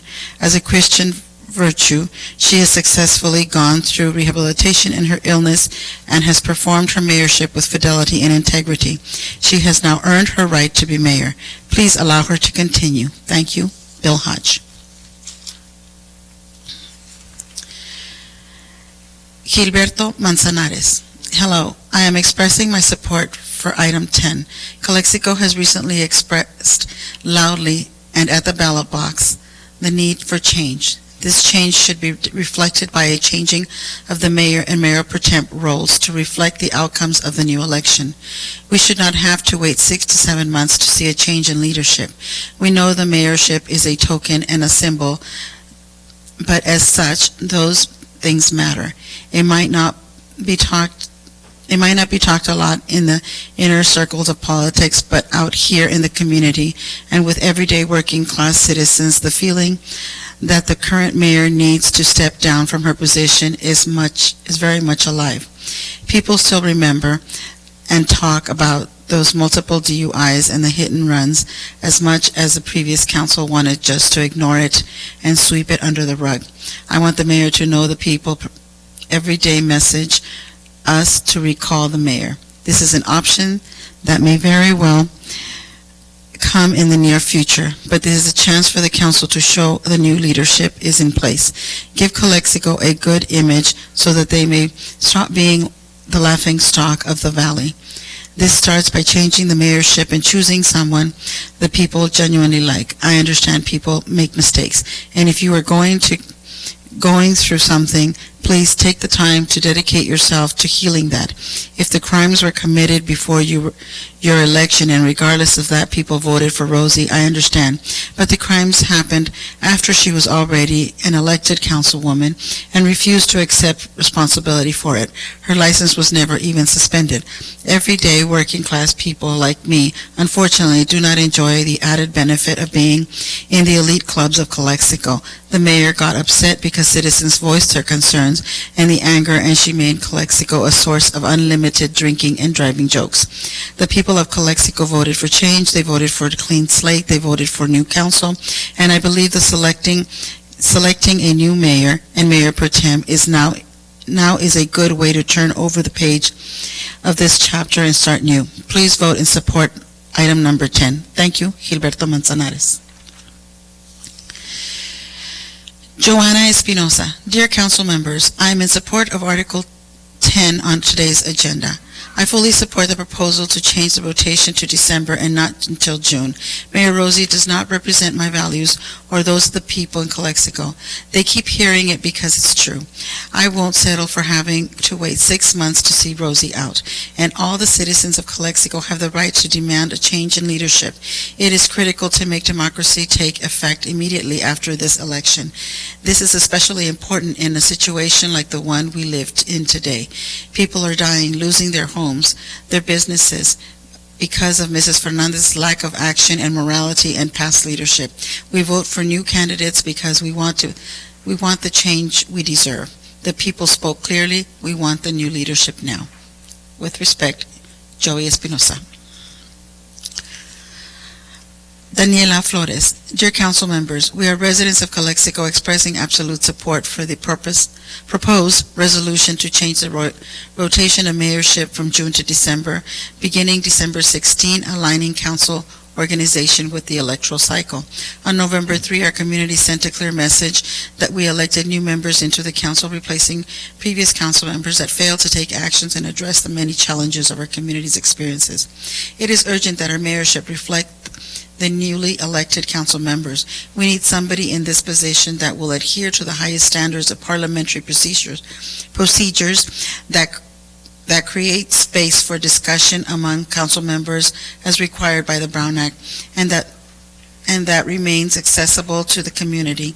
Some recent examples of the problematic actions of the current mayor include a host of potential Brown Act violations, ranging from the signing of petitions representing the city without the council vote to today's land sale that was offered without a council vote in July, to the cancellation of all office hours during the pandemic as residents experience hardship despite being able to host Zoom video phone office hours. And 3, the lack of commitment to become informed on a housing moratorium that was brought to the city council despite having months to become informed on the issue. November 3 was a mandate for a new Calexico. We urge you to vote yes and on the proposed resolution as part of item number 10. Thank you, Familia Flores. Alberto Albizu. Estoy a favor de la propuesta de cambiar la rotación para diciembre. Es muy importante para hacer la democracia valer de inmediato después de una elección. Quiero que los cambios empiecen desde ahora. No quiero esperar 6 meses para ver resultados. Calexico votó por candidatos nuevos, con ideas frescas y con un sistema nuevo de trabajo que prometen un cambio para corregir todo el daño que hizo la falta de ética y acción de parte de la señora Rosie Arreola Fernández. Por un mejor Calexico, Alberto Albizu.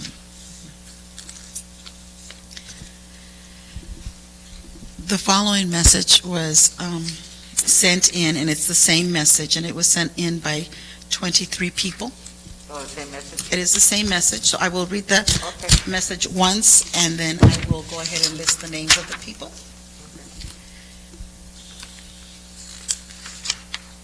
Oh, let me find it.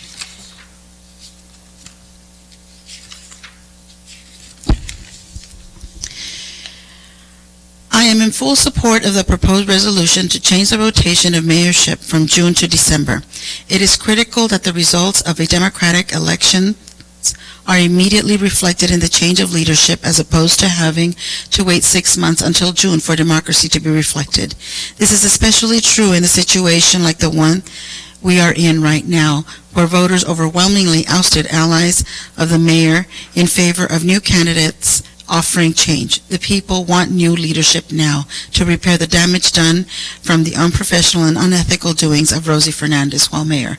Modify your liking, insert complaints if you have about the current mayor. This message was sent in by Camila Muso, Vanessa Kilps, Ángel de Dios, Esteban Ojeda, Fabián Rubio, Rubén Arredondo, Carlos Gómez, Dylan Castillos, Ernest Alexander Limón, Sandra Núñez, Guadalupe Rosas, Brandon Magallón, Crystal Quesada, Ernest Alexander Limón Jr., Alberto Albizu, Gilbert Manzanares, Ashley Díaz, Daniela Flores, Ismael Albizu, Joana Espinosa, Greta Mascareno, Joey Espinosa, and Carlos Gómez. That is all. Okay, moving on. Mr. Ureña? Thank you, Madam Fernandez. Madam Mayor, I'll go ahead and give a very brief explanation of what this item is on the agenda, and I'll reserve my discussion separately.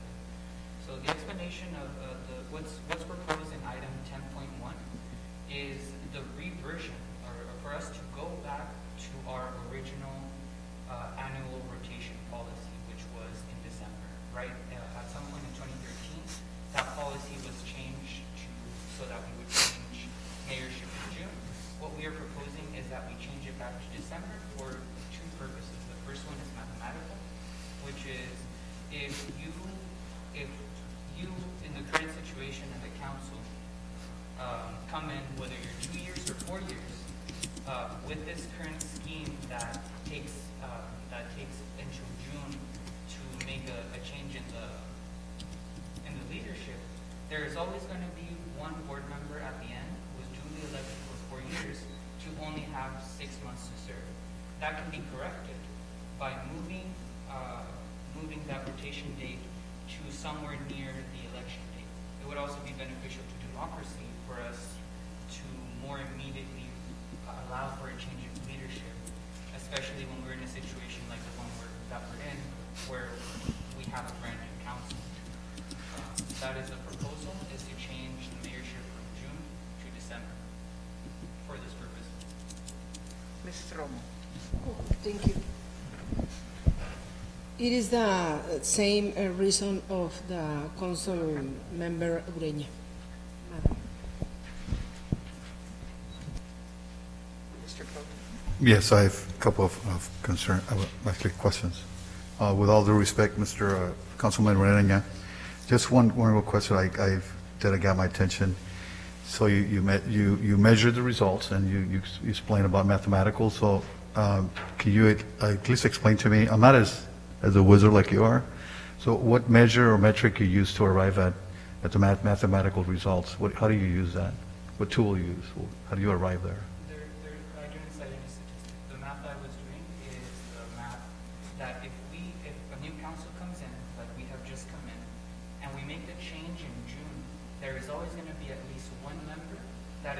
serve only 6 months as mayor. That can be avoided if we make the change in December. If we make the change in December, all of us get to serve a year as No, they mayor. don't. Thank you. The other comment I want to say is, we ran in well, actually, the elections this time around was main topic was transparency, and we all can agree on that. And I think we can agree we want to be transparent. My question is this, and as a point of reference to my comment, is that we had the first time we had 122, I think it was, people when we're talking about the land, Yeah. the dispute, right? Okay. And then now we have, excuse me, was it 22? 22 people on this comment? Around 22 per se? Right, okay. So in the matter of transparency, do we have a way to find out how many of those people actually live in Calexico? On the municipality, I represent those people. Do we have knowing? Because we do have over 41,000 people, and if 122 showed up, well, actually called in, did they give an address and they live here? We don't have a way to know. So we don't know if 122 people are representative, right? They're just representative of that topic, but not representative of Calexico. There's no way to find out. And for the other list, the same thing. We don't know. Okay. That's all the comment I have. Mr. Garcia, do you have a comment? I just want to say again, for a matter of transparency, I understand the rotation and I understand the concern of both Councilman Ureña and Romo about, taking into account that someone, will serve 6 months. But let me just, also say that we all serve, the same purpose, the same job, right? And we all, were entrusted with that task to serve. So regardless of the title, we are here to do a purpose in the job. We just appointed both Mr. Ureña and Ms. Romo to lead that ad hoc committee because we see their leadership. We see their knowledge.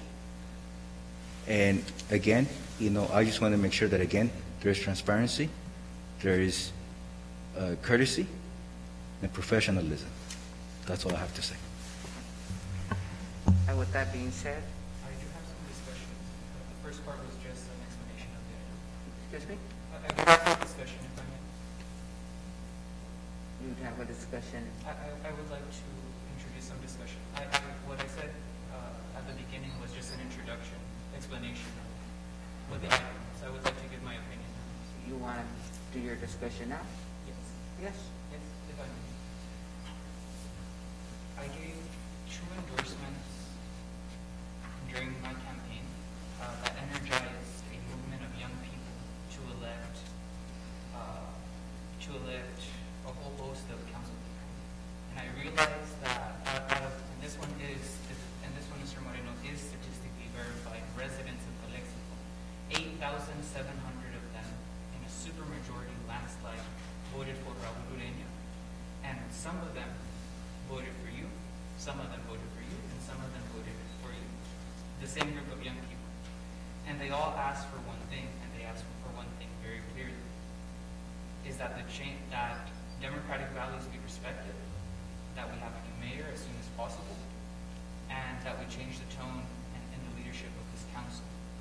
So while we can't verify the addresses on those lists, obviously one is bigger because it's a national affair, whereas the other one is more reasonable to our town. 23 comments for a town of this size is actually very reasonable, and I recognize a lot of those names as living here in Calexico. But if you want a statistically verified reason why this is an electoral mandate, you just need to look at the election results, and those are verified by the county registrar that 8,000, at the bare minimum, 8,700 people, a supermajority of those want to see a new mayor, and they don't want to see them in 6 months. Just listen to the comments that were told to you when taking this vote, and realize that it's going to be very difficult for you to move on politically if you break your promise that you made to the people. Okay. Okay, moving on. Do Do I have a motion for this? I would like to make a motion to approve this item. Do I have a second? Okay. Mayor Rola Fernandez, No. Mayor Pro Tem Moreno, No. Councilmember Ureña, Yes. Councilmember Romo, Councilmember Garcia. No. Motion does not pass. Okay. So moving on to future agenda items. Do we have Mr. Pro Mayor Moreno? No, I don't have anything, but I just want to make a comment. It has to do with, I kind of forgot to bring it up, but anyways, but the Recreation Department is having a community drive for Christmas, a toy drive, and I believe Santa Claus is going to be there. I just want to recognize. Also, a generous donation for 22 toys, I believe, from Las Palmas Swap Meet. Also, I want to recognize that organization for donating those toys. Councilman Ureña? Yes, I have a kind of a host of items here that I would like to see reflected on a future agenda. We'll start with one relating to Christmas. Is I got a communication from a member of the community. The same people that are doing these Santa Claus go-arounds in neighborhoods in El Centro and Imperial contacted me to contact the council that they would like to do something similar here in Calexico. And just to let you guys know, I will put them into contact with the council and through Mr. Figueroa. That one won't be an item. That's just something that probably will be handled administratively. The second one is, and I'll go ahead and write this proposal up more formally for the council and for administration, is I would like to propose that we amend Municipal Code 2.04.180, Translation Services. Currently, it reads, City Council meetings shall be conducted in English. City will provide translation services to members at all public, regular, special, and adjourned meetings. I would like there to be an amendment to this that amends this code for it not to read City Council meetings shall be conducted in English, for it instead to read City Council meetings shall be conducted in the majority languages that the town, the population of this city speaks, and further will provide for accessibility and translation services to those who speak minority languages. As I previously stated, I would like to see an emergency meeting regarding COVID somewhere around December 22nd, if possible. Hopefully that gives us enough time to meet with the commission, to meet with Mexicali, and to get some details from the governor's office regarding resources for enforcement. Second one is, I spoke to Mr. Moreno about this, is at some point soon, this one is less urgent than COVID, but related to COVID and should happen within 1 or 2 weeks, is a special meeting, not emergency meeting, but a special meeting to talk about, to start putting together a safe parking lot or transitional community housing strategy to start coming up with transitional housing plan for our homeless population.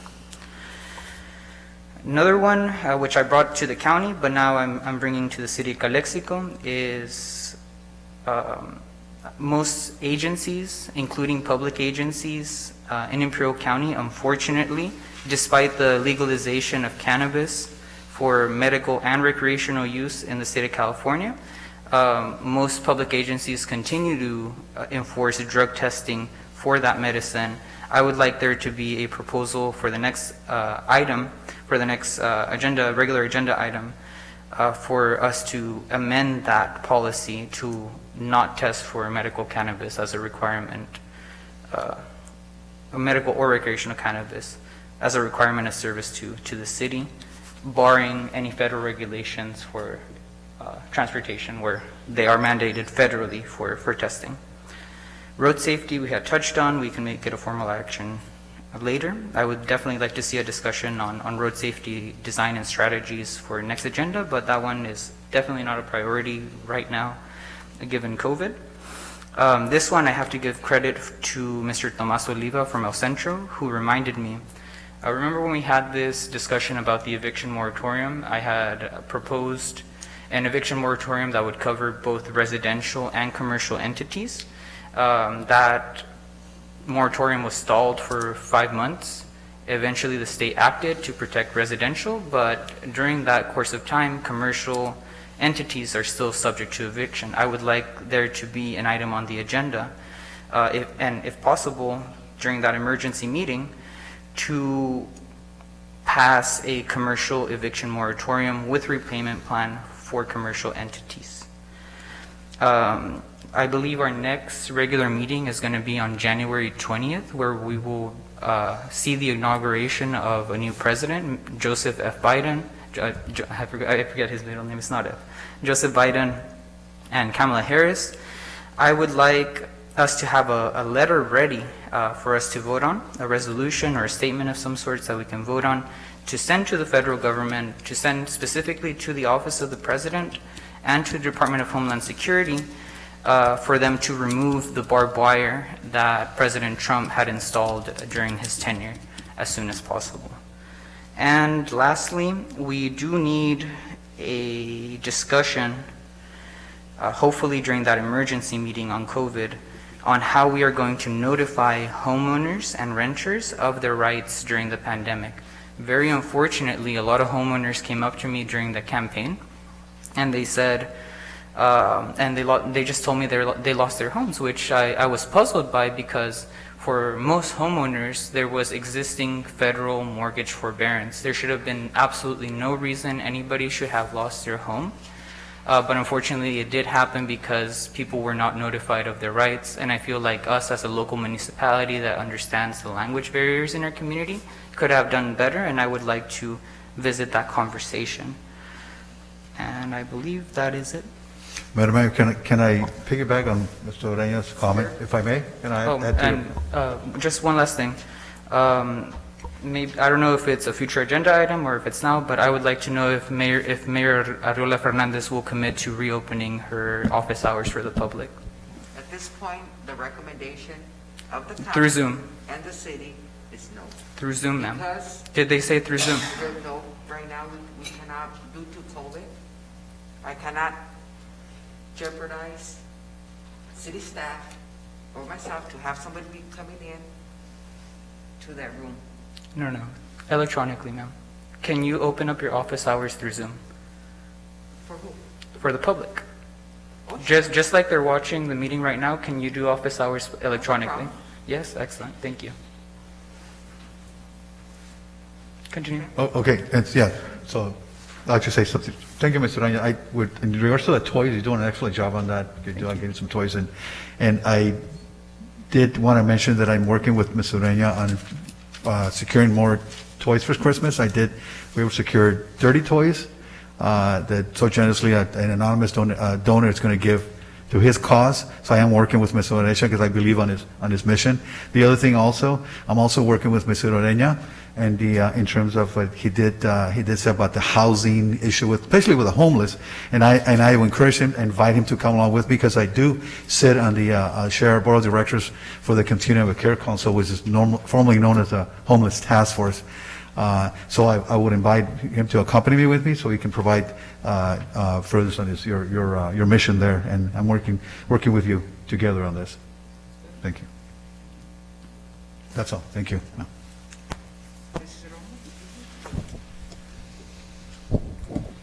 Mr. Figueroa, is possible the presentation about the airport include the future project for the next regular meeting? Presentation on the airport? We could definitely look into that, absolutely. Okay. Presentation about that for the bus station too? And the business situation of Calexico. Finally, presentation for the project to open the bathrooms on the First Street.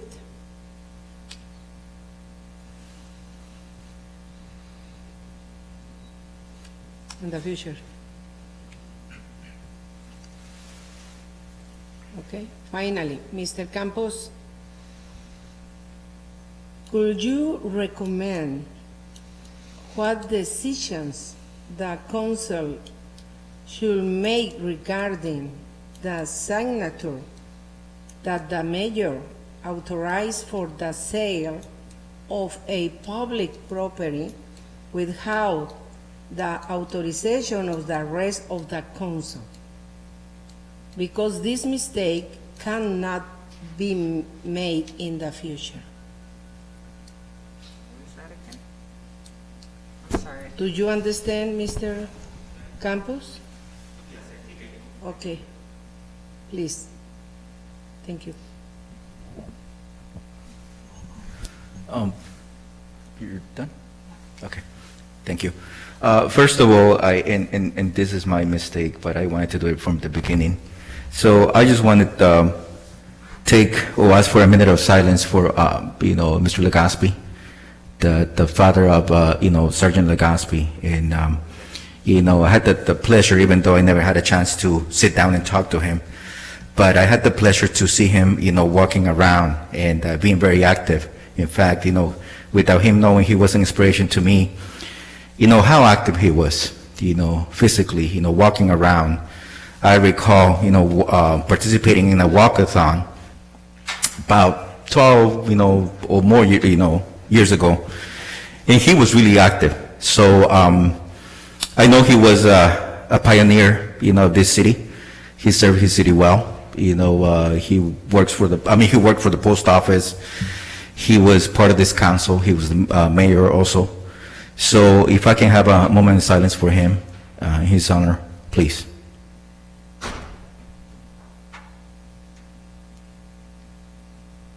Thank you. And also, if we can bring back some sort of recognition for him or some sort of resolution, that will be highly appreciated. So hopefully in the next meeting.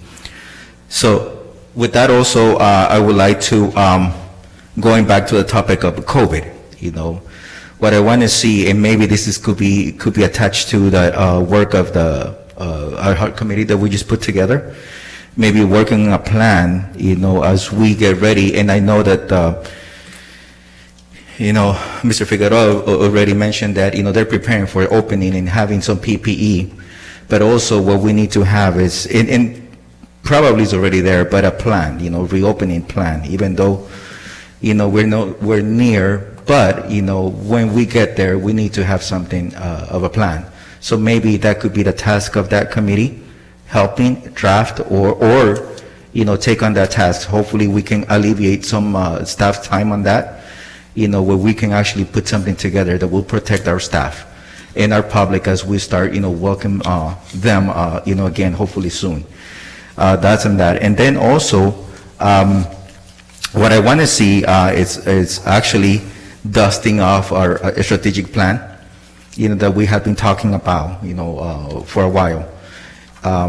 So I know it contains some great ideas, but I think it's time that we go back and revisit and add to that and put it to work. So I know we're limited in time and resources, but I think it's very crucial that we finalize that document and we put it to work and not just let it sit, on the shelf. So that's my request. Thank you. Yes? We just need to make a couple of statements. I think Mayor Pro Tem Moreno brought up something related to the work that Recreation is doing. And I didn't want the meeting to end, and I know it's late, I apologize. But Ms. Gerardo is our Recreation Manager. She's here with us today. And there is going to be a Santa's letter drop-off that's going to be taking place tomorrow from 4 to 6 p.m. And possibly the target audience that we want to attend may already have been sleeping for 2 hours. But the first 100 children that come by the drive-thru will receive a goodie bag. And Mr. Moreno provided a little detail on that as well. So we want to put out there to the community. Maybe if they don't hear it tonight, they go back and listen to this meeting in time to take advantage of this. Prior to finishing, I do have our fire chief that would like to make a statement, along with our police chief.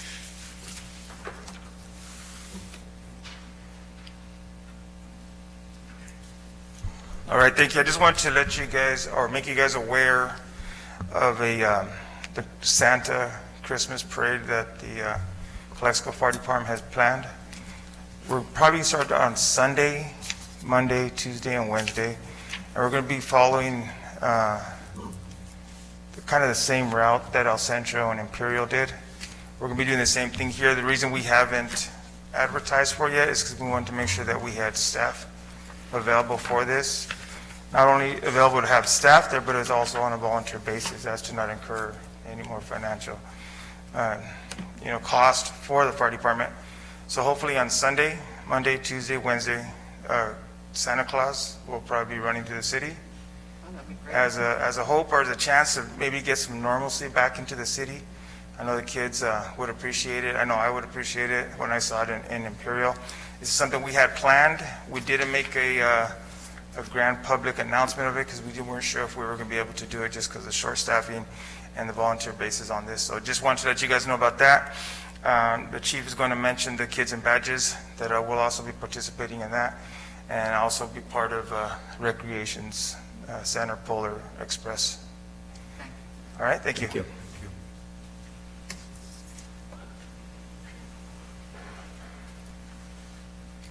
Good evening, ladies and gentlemen. Good morning, actually. Anyway, so the City of Calexico Police Department, this will be our 17th year annual Kids and Badges. The normal way was for us to take them for breakfast, then we would take them shopping at Walmart. Well, COVID kind of threw a curveball at us. In others, the county, they call it Shop with a Cop, in other places, they canceled theirs. We decided that we can do it a safe way. We have a lot of gift cards that we bought. We have 46 underprivileged children that through the Family Resource Center, we get them. These are kids that actually we know are needy. And so tomorrow, Sergeant Legaspi is the one running with us. This is his baby. He's been doing it for years now. And with the assistance of Hortensia Mendales from Family Resource Center, this is the committee. My administrator staff, Martha Gutierrez, Lisette Legaspi from the library. We put little backpacks together and goodies, and then we're going to put the cards. McDonald's gave us coupons for them to have breakfast or a meal. And I'll come back later with a letter of acknowledgement that or thank you we're going to put out. But we called it this year when the committee met, instead of just kids and badges, we called it the Calexico Police Department's and Fire Department's 17th Kids and Badges Calexico Unites. So we wanted to make sure that we didn't stop this tradition that we have, that COVID wasn't going to stop. Yes, we can't take them shopping, but using our proper protective equipment, we're going to go, we're going to call them, we're going to hand that bag to them, leave it there, and then we're going to walk away. So it's going to be pretty neat because we have a drone. A photographer has a drone that's going to follow the patrol cars around and try to get shots as some of these kids receive their gifts. So we start from 8 o'clock in the morning tomorrow till 11. We should be done. Our target is 46 kids. And there's also some other goodies that we're working with the MTC. They gave us some bicycles to give out to this extra special needy kids that were they were victims of a domestic violence, and so they did a lot to help the mom. And so our officers, we reached out and they gave us extra bicycles to give out to these kids that were actually their victims too. So I mean, everything we didn't think it was going to happen, and everything came together. Because on this point, I like to say only in Calexico we do get stuff done like this, because the community does care, and the input from the staff and the hard work and dedication from everybody here, we were able to put it together. And like Fire Chief says, we'll be helping out the Recreation Department tomorrow afternoon too. So thank you.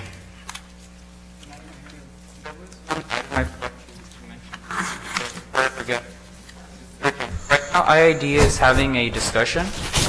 Ivy Equity Justice has been negotiating with IID, because IID right now is starting to think what's going to happen when their shut-off moratorium expires. and some of the IID directors and some of the IID staff have been motioning, actually put it through the Energy Advisory Committee for a formal vote. It was defeated there, but they were getting ready to go out to start shutting off power on our citizens. And if you are aware, Calexico and Indio in the Coachella Valley are the two, during the pandemic, are the two cities with the highest number of delinquencies. What I'm suggesting for the next city council meeting, it might even be during the emergency COVID meeting, is that we need to get in touch with our IID directors, Gonzalez and Galindo, and make it clear that under no circumstances can they fail to represent us, and they need to make sure that whatever IID does, it cannot result in shut-up, it cannot result in lump sum payments. There needs to be a fair and just, equitable repayment plan for the citizens of Calexico when it comes to their power bill. That is what's going to prevent homelessness on a very, very short term. So I would suggest we put a letter to get out to Galindo and Gonzalez expressing our expectation, really, of them. In the sake of doing things right and making sure that it's on record, the city attorney and myself jotted down all the future agenda items, but for the sake of the proper process, can I have someone to support the request for those items to be worked on? We need, in this case, 2 council members to give that recommendation. We don't need to go through the list. We don't need to go through the list. We have that already. But it would be appropriate if we can have a second council member for the sake of doing this the proper way from the legal front. I just want to say that and put it out there. Ms. Romo, would you support the items I'm putting out? Yes. Thank you. If I can just, but it's not just his items, right? It's all the items. Yeah. So I mean, if we can make that generic statement, I think that way we're covered, and we can proceed. Okay. So just for discussion also, yes, these are a lot of items, but if we can just prioritize, those No, items. yeah, no, absolutely, So and that's just- something that I'm personally going to work with each one of you that requested an Thank you. item, so I can provide a reasonable response in terms of when we will get to them. Appreciate it. We will get to them. We just got to work together. Appreciate it. Thank you. Okay, so now, good night, everybody, and happy holidays, and wish you all well, and this meeting is adjourned. It was 10:15.